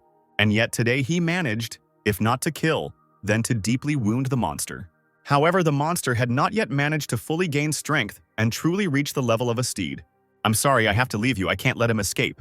The man wheezes weakly, turning to the still-living Xiao Lu. The guy replies that everything is fine, and in his eyes, Xiao is a real hero. But Xiao himself is sure that the world is full of people who are much braver and more worthy than him. Young Master Zhao often gave him cruel orders. One day he ordered the teeth of two small hungry children sitting nearby to be knocked out. Otherwise, he would knock out Xiao's own teeth. Then the boy took a few steps towards the kids and froze. He had to follow the order to rise to the top and become a powerful man. But I couldn't. Then he found the strength to do the right thing, as is the case today. Unfortunately, everyone only learned about the tragedy when the temple had already burned to the ground. Upon entering, the cultivators were met with a strange sight. The burnt bodies of Xiao Hu and the monster he defeated, which the man was able to pierce through with his sword. Next to these bodies, a token with Xiao Hu's name was lying on the floor, unharmed, and one of the cultivators noticed it. Thanks to this, everyone knew what kind of hero Lu Xiaohu really was. The day the young master ordered him to knock out the children's teeth, he refused and paid dearly for it. After Zhue Yuan knocked out some of Xiao's teeth as punishment for his refusal, the boy returned to the children and brought them some food. Then he decided that he would be a hero, not a weakling. The news of the burned temple spread like wildfire and eventually reached the Zhao estate. Lord Zhao was furious when he learned that Zheng had sent Master Lu Xiaohu to that temple. He thinks with horror about how angry their ruler will be when he finds out about everything. Zheng falls to his knees trying to explain that they couldn't delay any longer. The day they learned of the woman's escape, they immediately set out in pursuit. But they couldn't catch her before she reached the temple, and when they finally found her, the temple was already covered in blood. And there was no other choice but to send Xiao Hu there. As soon as he entered the Sutra Hall, Zheng immediately slammed the door behind him. Then it was necessary to destroy any evidence of what had happened. So Zheng and his servants started a fire. Lord Zhao, even more furious, grabs the man by the ear, continuing to curse, because it takes at least 3 days for the complete burning. His swearing is interrupted by the quiet voice of a man in a black cloak. He believes that each of the participants is to blame for what happened. They were not honest enough with the Great Mother, and insincerity, he believes, must be punished. So this scary man reaches out to one of the servants and places his hand on his head, touching the guy's face with long, sharp claws. Now he will fulfill the will of the Great Mother. Right before Lord Zhao and Zheng's eyes, the man kills the servant and his body falls to the floor with a loud thud. Lord Zhao has contributed greatly to their cult, so the Great Mother will forgive him. "But don't forget that we are all in the same boat," says the man, wiping someone else's blood from his palms with a handkerchief. A frightened Lord Zhao immediately promises to fix everything they have done. As for Zheng, the man asks if he is really willing to give up his own son. The servant falls to his knees, bowing all the way to the floor, and agrees, promising that he will never make such mistakes again. "In that case, I'll rely on you," the man grins unpleasantly. At this point, the conversation ends. He turns around and heads for the exit. Lord Zhao breathes a sigh of relief, glad that he is alive and not punished. Zheng looks at the body of the murdered servant in horror, frightened that this man threatened them so openly. Lord Zhao is no less indignant, but for the sake of his family's wealth and power, he is willing to endure a little. The Lord is glad that the woman still managed to give birth, and the demonic creature itself got rid of unnecessary witnesses, and they only helped her a little in this. In the end, Zhao believes that everything is going almost according to plan, and they just need to lie low. Once everything settles down, they will go to Hanzhou. The Lord there has lands where they can all continue to live peacefully. Yuan will continue his studies there, and no bastard Yang will interfere in their affairs anymore. To prevent them from being disposed of, Lord Zhao will try to minimize the consequences of the mistake that occurred. Very soon, Lianshu also learned of Xiao Hu's death when he came to Yanshin Market. Li Libo told him that Xiao was the only one who tried to stand up for them that day. He must have been a good man. But still, she doesn't understand what Xiao was doing in the Fahua Temple. Lu's elder brother said that the Yang clan did not receive any requests from the authorities that day. The guy's thoughts are interrupted by a call from behind him. "You're back!" Chen Qingjiang shouts at him. He asks Shi to come back home so that he can see with his own eyes what is happening there. According to the man, a whole crowd of people had already gathered there. None of the conversation notices another mountain demon watching them closely nearby. The monster devours the insect it has caught and constantly repeats Lian Shu's name, never taking its anticipatory gaze off him. They say that the past of great people is filled with pain and suffering, and the more a person suffers, the more magnificent he becomes. Near Lian Shu's house, He Chenqiang is already waiting for the boy. His son Ding Yi has been lying here on the table with his hands tied for half an hour, waiting for Shu to come home. And he is extremely unhappy with this fact, believing that this small fisherman is not worth it. In response to his indignation, his father swings and hits him on the bottom with a thin stick he had prepared in advance. He can't believe that he has such a stupid son who doesn't understand the importance and potential of their little plan. Two more people are watching them through a crack in a slightly open door nearby, quietly talking. This is Lian Shu's aunt and uncle, and they thought that all those people in the yard came to complain about their wayward nephew. They never helped the boy in any way, confident that he would never repay them properly for their kindness. Lian Gongtian, Uncle Shai, notices that the boy is already approaching the house and falls silent. Lian Shu looks in surprise at the picturesque scene of a tied-up boy right outside his house. Han Chenqiu rushes forward, happily greeting the cultivator. "Dear nephew," the man shouts with a wide smile. Running up to Lian Shu, he immediately begins to shower him with praise and compliments, saying that it is no wonder that Master Yang made such a wonderful young man his disciple. Hearing this, the rest of the gathered villagers begin to talk loudly among themselves, because they have not heard this news yet. A personal disciple is like an adopted son. Now even the prefectural authorities will take Lian Shu into account, in the opinion of the villagers. No one expected that this quiet boy would achieve such dizzying success. People immediately rush to offer their daughters as wives, not forgetting to shower the young man with compliments. He Chenqiang, with a look of pain and disappointment on his face, hands his stick to Lian Shu, allowing him to beat his son to death for daring to act so dishonorably. Instantly cheering up, Lian Shu picks up a stick and smiles bloodthirstily. He is not one of those who remembers grievances for a long time, but you can't keep everything inside. It can affect your mental balance. What do you think? Shu smiles maliciously, leaning down to the very face of the tense, tied-up Ding Yi. The guy immediately begins to beg for mercy, promising that he will never treat anyone so badly again. Lian Shu laughs loudly and throws the stick to the ground. After all, it wasn't this guy who was the instigator back then. Shai was about to leave, but Chenqiang called out to him again. The man says he cannot remain so ungrateful. Therefore, he wants to give his nephew 200 silver liang. As soon as he names the amount, Gongtian jumps out from the neighboring house and rushes towards Chenqiang. He convinces the stunned man that he is Lian Shu's real uncle and offers to discuss compensation with him as a relative. The villagers immediately pounce on the uncle and loudly curse, reminding him how the man did not even open the door for the baby when he was dying of hunger. Where would he be if it weren't for me? Gongtian disagrees. Still surprised, Chenqiang quietly asks Shi who the strange man is, to which Shi replies that he doesn't know him. According to the memories of the true owner of this body, this so-called uncle was never kind to him. He is just a parasite living at the expense of others. So Shu says that if He Chenqiang really wants to repay him that much, then soon the village will hold a festival in honor of the river god, and every villager must donate at least 100 fen. Therefore, he could help the villagers cover these expenses so that they could save money for the coming winter, and also set up a field kitchen for a couple of days, since there have been a lot of hungry people here lately. The villagers who heard this immediately burst into loud, joyful cries. With relief, the young man enters the house and closes the door behind him. The last time he trained his skin barrier, it wasn't as dense as before, but rather felt somewhat inflamed. It looks like he'll finally break through the first barrier today. However, such a breakthrough will cause severe overheating. One mistake and his brain could simply burn out, so to avoid this, he will have to cool down physically. The guy dives into the water and starts training. The entire room is filled with steam from evaporating water. Lian Shu is extremely focused in his attempts to finally break through the skin barrier. After a while, golden waves of energy begin to spread from the young man's body in all directions. Finally, it worked. Lian Shu understands.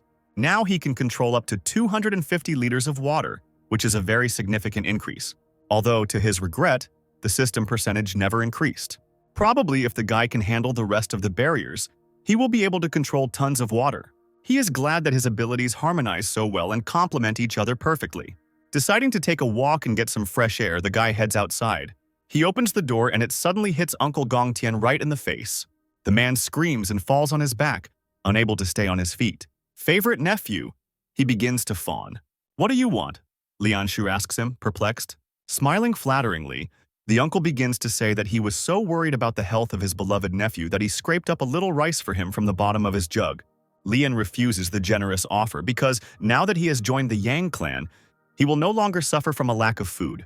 He tries to close the door, but his uncle grabs the doorframe and doesn't let him do it, in response to which Shi abruptly opens the door back, hitting his uncle with it again, but much harder.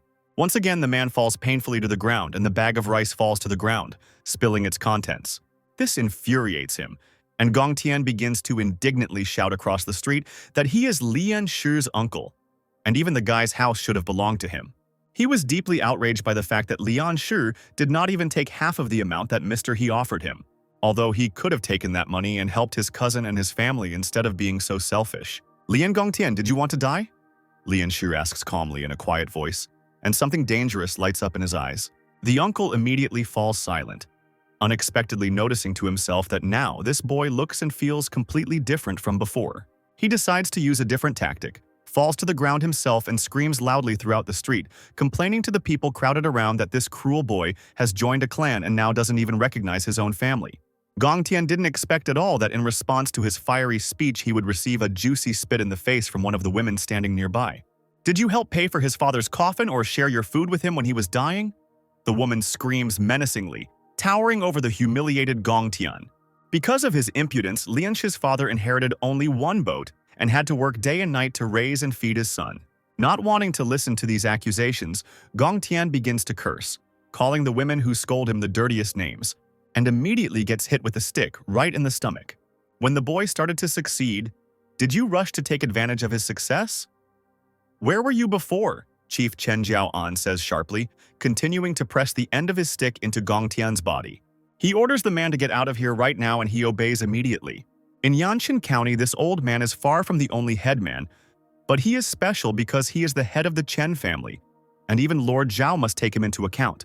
Lian Shi bows to the elder and thanks him for his help once again. The elder smiles kindly at him in response and says that he came here today to offer him the opportunity to become a priest at the River Festival. Lian Shi realizes that this is a great opportunity to observe everything that happens at the festival from the outside. Perhaps there he will be able to figure out what the river's favor scale, which appeared recently, means. So the boy agrees, and the joyful elder asks him to be sure to learn the ritual texts. The next morning arrives. The sun is shining brightly and the birds are chirping, comfortably perched on the branch of one of the trees. Lian Shi slowly walks through the house, yawning and covering his mouth with his hand. He doesn't know the local hieroglyphs, which is bad in itself, and now he also has to learn ritual texts. I will become a disciple of the ancient world. The boy cries out decisively, raising his hand up. Today, his training begins at the school where Master Yang sent him. The first lesson begins, and the teacher monotonously reads out texts about the importance of diligence and honor. Lian Shi feels extremely awkward among the other students. When it came to the need for schooling, he didn't think it would be elementary school. One of the students notices that Lian Shi does not repeat the words after the teacher, and without thinking twice, raises her hand and complains. The teacher, hearing this, angrily clutches the book, stopping the reading. The man scolds the new student sternly, convinced that Shai should be grateful to his master for allowing him in at all. Be glad that I became your teacher, he says a little arrogantly. Instead of answering, Lian Shi begins to recite the text they had just heard. Follow the will of the law, respect authority, and act wisely. Diligence will bring you comfort, honor, and wealth. The guy tells the commandments with a slight smile. Do not associate with criminals, for they are unworthy by nature. Learning is difficult, but you must be diligent to know the world. Lian Shi stands up from his seat and bows politely, pleased with himself. He learned everything because he studied at a prestigious university in his past life. But this method of learning hieroglyphs is ineffective. These words infuriate the teacher, because this method has been passed down through many generations. He doesn't understand what some ignoramus can offer. The guy replies that the classic method makes sense, but it is very complicated and still requires memorizing the writing of each individual hieroglyph. Lian Shi, however, suggests a method in which the hieroglyph is divided into symbols that represent specific sounds. He calls this system pinyin. Sounds simpler than the semantic method. Suddenly a voice is heard. This is teacher Shi Hengui. He smiles good-naturedly and asks Shi to tell him more about this method. The students immediately jump up from their seats when they see the master who has arrived from the capital itself. The primary school teacher bows deeply before him. Hengui tells Lian Shi that in Dashan it is customary to reward scholars. If a person invents something useful, he may receive money, tax exemption, or even a noble title. Shai realizes that this is the perfect opportunity to avoid suspicion, because soon people will begin to notice his uniqueness. Unexpectedly, Hengui offers him to study under his supervision. This leaves teacher Jiang in shock, but the master quickly cuts off all his indignation.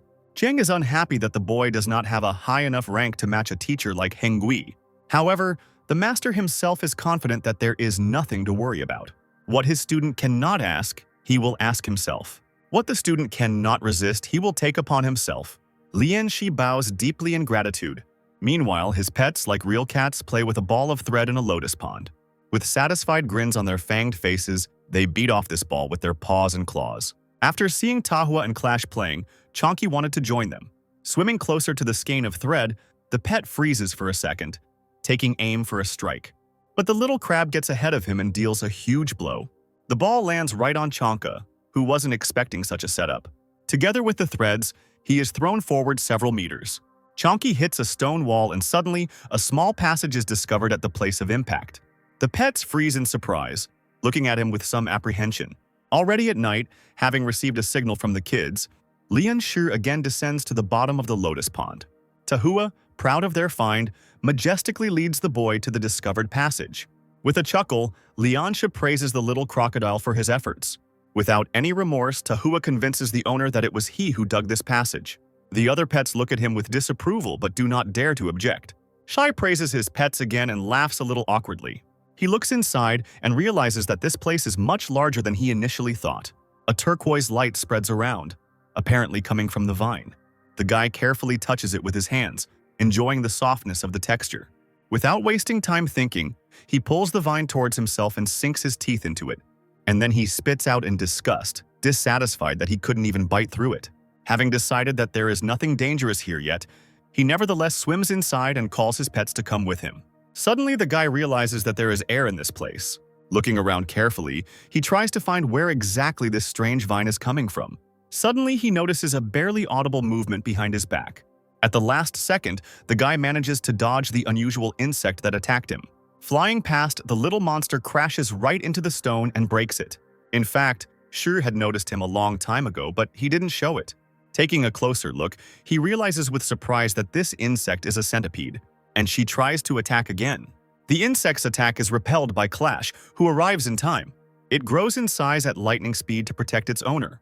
But the centipede, apparently, is not going to give up either. She lunges at the attack again, but is caught mid-flight by a huge claw.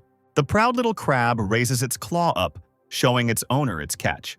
Shai heard somewhere that centipedes have very powerful mandibles, but there is a more terrible weapon, and that is her poison.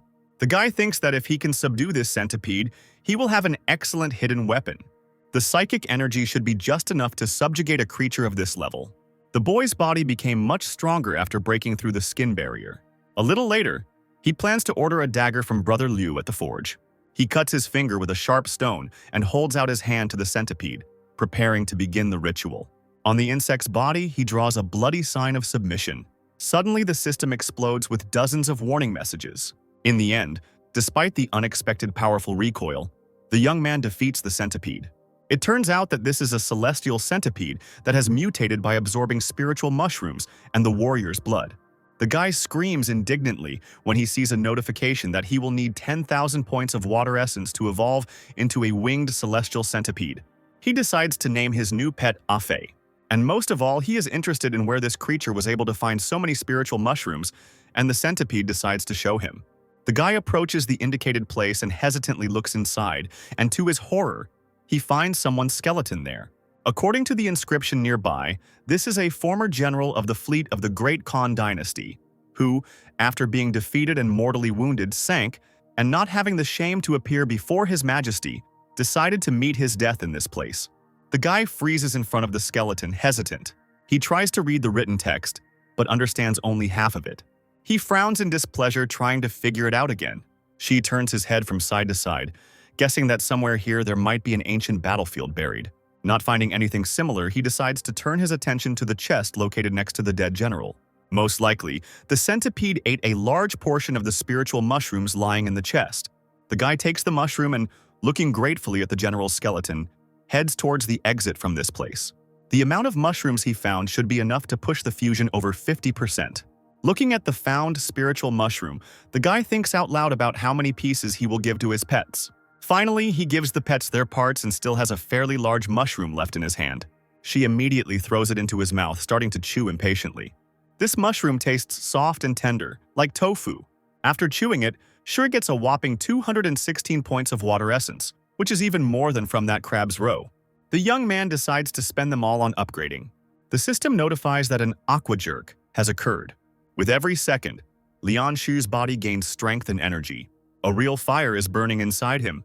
A bright red light slowly blooms right on the guy's chest. The more time passes, the more it spreads, covering an ever larger surface area of the body. Eventually, everything calms down and the power is absorbed within the cultivator's body. Now Lian Shu is extremely curious to see what he can do. Without thinking twice, he activates a new ability, Aqua Dash. Unable to cope with such high speed and choose the right direction, the guy crashes face first into the stonework. Now he knows that this is a skill for movement, and one that burns quite a lot of energy. The system window appears again and adds information that Aqua Dash can be upgraded to Aqua Jump with the help of the river's favor. A happy Lian Shu realizes that he can now control up to 400 liters of water at once. Pets have also improved quite a bit. Tahua now requires 280 points of water essence to evolve into a horned crocodile. Chonky needs 240 points of water essence to evolve into a tiger catfish. Finally, Clash requires 7,600 points of water essence to evolve into Kingstone Crab. Lian doesn't understand when Chonky managed to overtake everyone else. Something doesn't add up here, but the guy attributes it all to his digestive tract. The river festival would start in a week, and now he needed to spend the remaining time training hard. A week later, in a peaceful village, one of Lian Shu's friends knocks insistently on the door because it's high time for them to leave for the festival. Fei, come here, Shai commands quietly, reaching out his hand to the new pet. The pet obediently climbs up the owner's hand.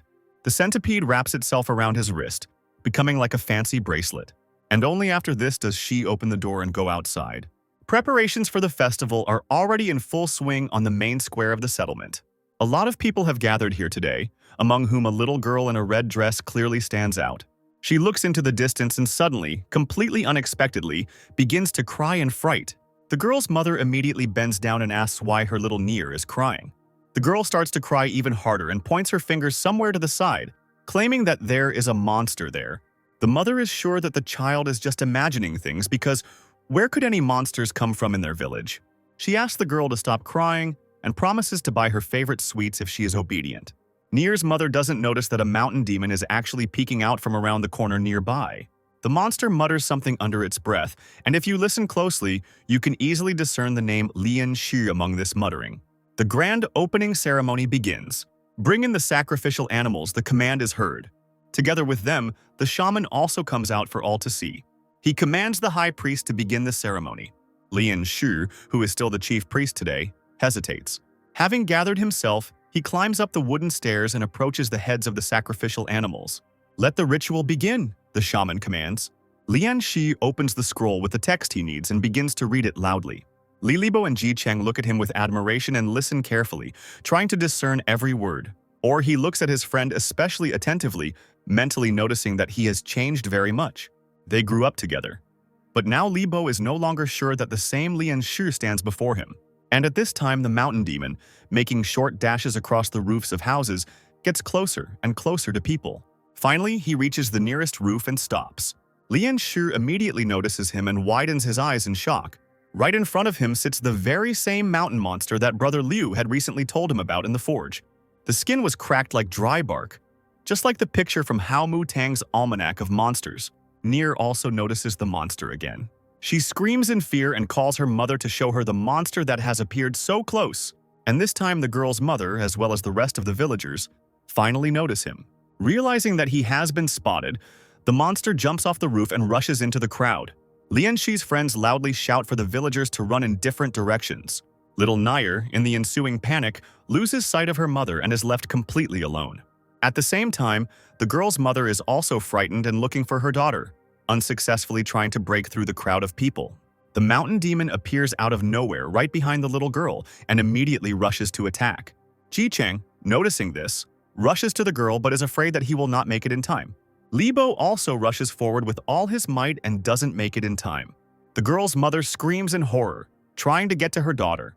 Ji-chang, who managed to get there at the last second, grabs the girl in his arms and, together with her, flies to the side from the monster's blow. He hugs the frightened child to himself, hoping to protect him from the merciless monster. Lee rushes to their aid. He had only recently learned the new technique and had not yet used it, but he had no other choice. The boy throws his dagger at the monster, hoping to at least slightly wound it. However, the monster easily dodges this attack. Lee doesn't have time to throw another dagger, while the mountain demon has almost reached Ji-chang and the girl in his arms. The monster's mouth is bared menacingly, and its eyes glow a mad red color as it stretches its huge paws with the sharpest claws towards the people. In desperation, Ji-chang calls Lianshu, hoping that his friend has some tricks up his sleeve, and he turns out to be absolutely right. With the help of an aqua dash, Lianshu catches up with the monster and prevents it from attacking his friend and the girl. His fist slams right into the monster's body, pushing it to the ground with all its force, thus splitting the stone floor into many pieces. He made it, Lianshu realizes with relief. The guy was terribly afraid that he would not be able to save his friend. And this is most likely what would have happened if he had not noticed in time the water from the river collected for the ritual. For an aqua dash, he will need water, which means he will have to create the necessary conditions himself. She put his hand into the water, urging it to rise. And with a good swing, he directed the streams of water forward, making a path for himself to use the skill. At the last second, right before the stunned Ji-chang's eyes, he repelled the monster's attack with just one fist. The force of his blow shook the earth, and small stones flew in all directions, just in time. Ji-chang exhaled when he realized that he was saved. The shocked boy tries to ask his friend about his abilities, but she interrupts him. He orders his friend to take the girl and run away from here as fast as he can, and Ji-chang obediently runs away, but only to take the girl to a safe place and return back. Lianshu doesn't understand where this creature could have come from. When the dust from the impact clears, the boy realizes that the monster has disappeared, and the very next second the mountain demon appears behind him. Lianshu didn't sense his approach in advance but still managed to dodge the attack. This mountain demon is stronger than he expected. The real fight begins and Lianshu dodges all attacks, waiting for the right moment. Here it is, my chance, the guy thinks after a while. With a furious cry, he attacks himself, loudly wishing the monster would die. A worried Li Libo and Ji-chang watch the fight from the sidelines. Having waited for the moment, they also rush into the attack. Lianshu shouts to them that the monster must be immobilized first. Therefore, you don't need to wave knives left and right, you need to aim at the joints. From all sides, cultivators attack the monster, plunging knives into its decaying flesh. The mountain demon throws his head up, and his angry cry echoes throughout the area. Do you want to kill me? Sorry, but that's not enough. Lianshu smirks to himself. Taking advantage of the fact that the monster was slightly weakened by the blows of the daggers, the guy deals him a powerful kick, and this blow is so strong that the monster is thrown forward several meters. Lianshu decides to put his new pet into action and commands Afe to attack. The obedient centipede fearlessly rushes straight at the mountain demon. The guy thinks that this creature will definitely get hit by Afe's poison today. Several men from the village have gathered nearby and are watching what is happening with fear. Soon the mountain demon notices their presence. He sharply turns towards the defenseless people and roars loudly. Don't even think about it, Lianshu shouts at him. Deciding not to wait for the moment when the monster attacks ordinary people, the young man throws a sharpened pole prepared for the ritual at it. The guy's weapon hits its target and pierces the monster through and through. He doesn't stop there and runs closer to deliver another kick. She looks tensely at the defeated monster, hoping that now it's all over.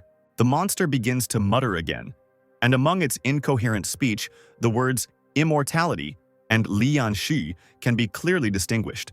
The boys understand that the villagers who see all this will now start to panic. But Lianshu does not agree with them.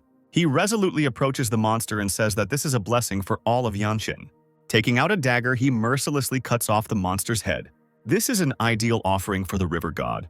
Lianshu made a sacrifice to the lord of the Hua pool, and the river's favor increased, although less than even 1%. After the sacrifice, thoughtful people gather around the body of the defeated monster. She is currently busy thinking about what would have happened if he had broken through the skin barrier, hadn't eaten that mushroom, and hadn't increased the fusion percentage. And if he hadn't used Afe's poison today, he definitely wouldn't have been able to defeat this creature. She realizes that he really does seem to have become much stronger. In addition, he finally received the favor of the river, with which he will be able to upgrade his new ability. At this time, the worried headman brings a doctor to the boy. As soon as Shai takes off his soiled clothes to conduct an examination, the doctor immediately begins to shower his figure with compliments. The embarrassed boy thanks him, but still asks him to look at his wound first. After treating the wound, the doctor asks what material Leon Shu's clothes were made of. The boy replies that the cape was given to him by his second eldest brother. It is made of bearskin, strong as steel, and the dress was given to him by his eighth eldest brother, and it is made of heavenly silk. Even though the boy's clothes were of high quality, the doctor knew they wouldn't have protected his skin that well. The doctor asks if the guy accidentally broke through the skin barrier, and everyone around turns around immediately upon hearing this. The embarrassed young man confirms his increased strength with an awkward smile. Lee is proud of his friend, who has now become a true warrior. To his envy, it only took Shi a few months. At this time, Uncle Gongtian hid in the thick of the crowd of people, fearing that the boy, who had become too strong, would go to take revenge on him. The village chief asks Leon Shu what kind of monster it was, since he had never seen one like it before. The guy replies that this monster is called a mountain demon, and it feeds on blood. Most likely, he was attracted here by the large crowd of people. When the guy says that this monster wasn't the first one here, people are shocked and horrified. And then one of the villagers notices something strange. The head of the defeated monster looks too much like Ban Xinjiang. Looking closer, she realizes that this is true. As if a mosaic were being put together in his head, a complete picture was beginning to form. Out of the blue, it dawns on me that Lord Zhao's estate is cultivating mountain demons. This is a very serious matter, so the cultivator simply has to report what happened to his teacher, because people are absolutely right. And this monster was once Ban Xinjiang. They will answer for everything. The guy thinks decisively, clenching his teeth from the emotions overwhelming him. So he urgently returns back to the clan and immediately heads to the Yang family's house. He bows politely to Lady Yang and asks her to take him to the master so that he can tell him the important news. Without wasting any time, he immediately voiced his suspicions that the incident with the Tawa temple was definitely related to Lord Zhao's estate. To his surprise, Mrs. Yang only smiles at him a little condescendingly, noting that it was not for nothing that the master took him as a student. Lian Shu realized that everyone here already knew about it. Mrs. Yang laughs in response to his surprise, because unlike her student, she herself never forgets who exactly Yang Song Song is. Pinion's one and only tiger warrior. The citadel of the Demon Mother sect is in for a very unpleasant surprise. The followers of the sect were slowly climbing the steps of their temple when they heard something strange behind them. The wind suddenly rose and the sky was covered with unusual clouds, thus plunging the followers of the Demon Mother sect into terror. A powerful stream of bright golden light cut through the dark depths of the sky, and it became clear that the sect was under attack. "Surrender," Yang Dongxiong said as he stepped out into full view. Meanwhile, the Lian Shu clan is restless and worried. It had already been 2 whole days since the mistress ordered him to stay in the clan, so as not to ruin the teacher's plans. She even gave him 2,000 fen for daily pocket money. In addition, she asked him to be sure to tell her if he suddenly doesn't have enough money, and then she will give him more. Thanks to the flesh-restoring pill, the young man's wounds had almost completely healed. The teacher believes that the Demon Mother cult is planning a large-scale attack on cultivators to obtain potions. This is why the lady keeps Shi here for safety reasons. Suddenly, an object launched by someone nearby flies towards Lian Shi. Fortunately, he notices the danger in time and easily repels the attack. The small golden orange that was thrown at him flies into the wall, breaking off several stones. "Who's there?" the guy asks, a little tensely. Elder brother Hu comes out from around the corner and praises his disciple for being so vigilant. He was told that Shi was currently in the clan, so he thought that the student would be in this place. The elder brother Hu, seeing a spear in the hands of the younger one, offers him a little sparring. Lian Shu agrees without hesitation, promising the elder not to hold back and fight with all his might. "Attack," he says to his sparring partner today in anticipation. And suddenly, another strong orange appears in the hands of older brother Hu. With lightning speed, he launches it towards Lian Shu, and he looks at the golden ball in shock. The blow was so unexpected. Taking advantage of his confusion, the older brother immediately attacks. A real fight begins, and although Lian Shu tries his best, he still clearly outshines the more experienced member of the clan in skill.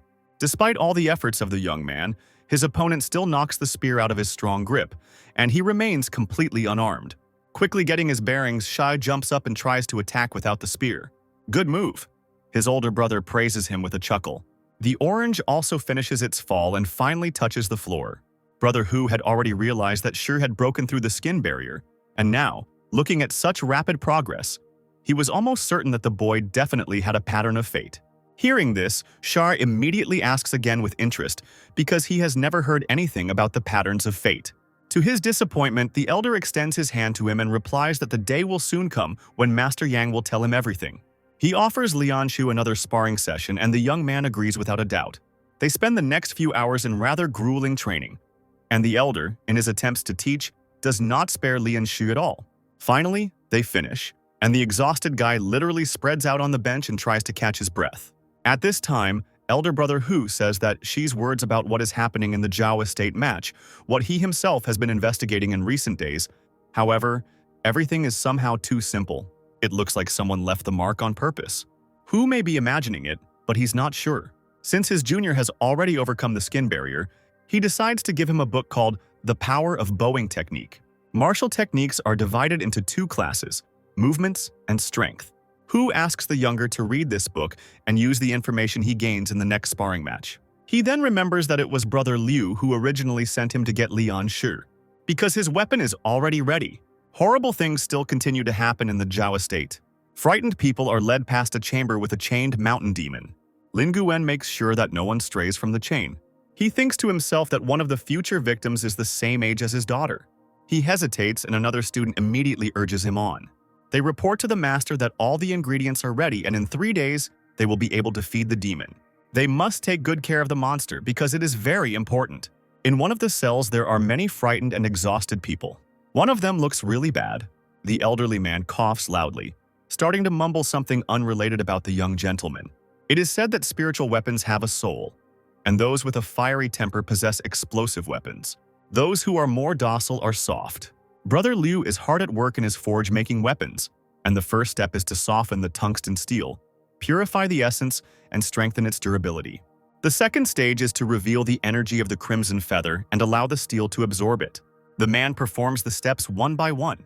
A flying darkness appears before him, from which he will mold the shape of a spear for his younger brother. And as soon as he sees this darkness, he immediately calls Lianshu to him. Spiritual weapons must be saturated with the blood of their future owner.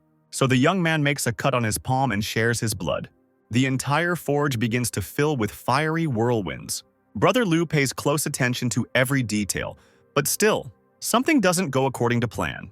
An unexpected weapon rejects the received blood. "Not on my shift." The blacksmith grins decisively.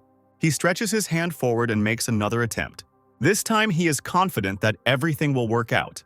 And indeed, the weapon takes on blood, and the job is done. Lianshu looks at his new spear with silent admiration. He takes it in his hands and realizes that the weapon is quite heavy and weighs at least 54 kilograms. Deciding to try it out right away, the young man takes a swing. With great force, he thrusts the spear straight into the stone floor and it crumbles into pieces. Lianshu remains extremely pleased with this result. It seems to him that he is connected to this weapon with his own soul. Brother Liu laughs and suggests that the younger one try out the new spear on the scarecrows standing in the yard. The guy decides to follow his advice. This weapon is simply perfect, but Lianshu still hasn't given it a name. After thinking for a while, the boy decides to name the spear Fubo, which means Wave Conqueror. Looks like your weapon is ready? New guests are arriving at the forge. Gee, this time. Shyam, what brings you here? She asks, a little surprised. A dissatisfied Hu Chi explains that the teacher sent Ji Shaya was out on reconnaissance, but instead he was hanging around the taverns, so I had to come here and get him. And yet, Ji Shai found out where one of the Demon Mother's strongholds might be located. Even in taverns, if you try, you can find the necessary information. On the day he saw the cult followers, Ji Shai was quietly enjoying delicious food and the pleasant company of several beautiful girls.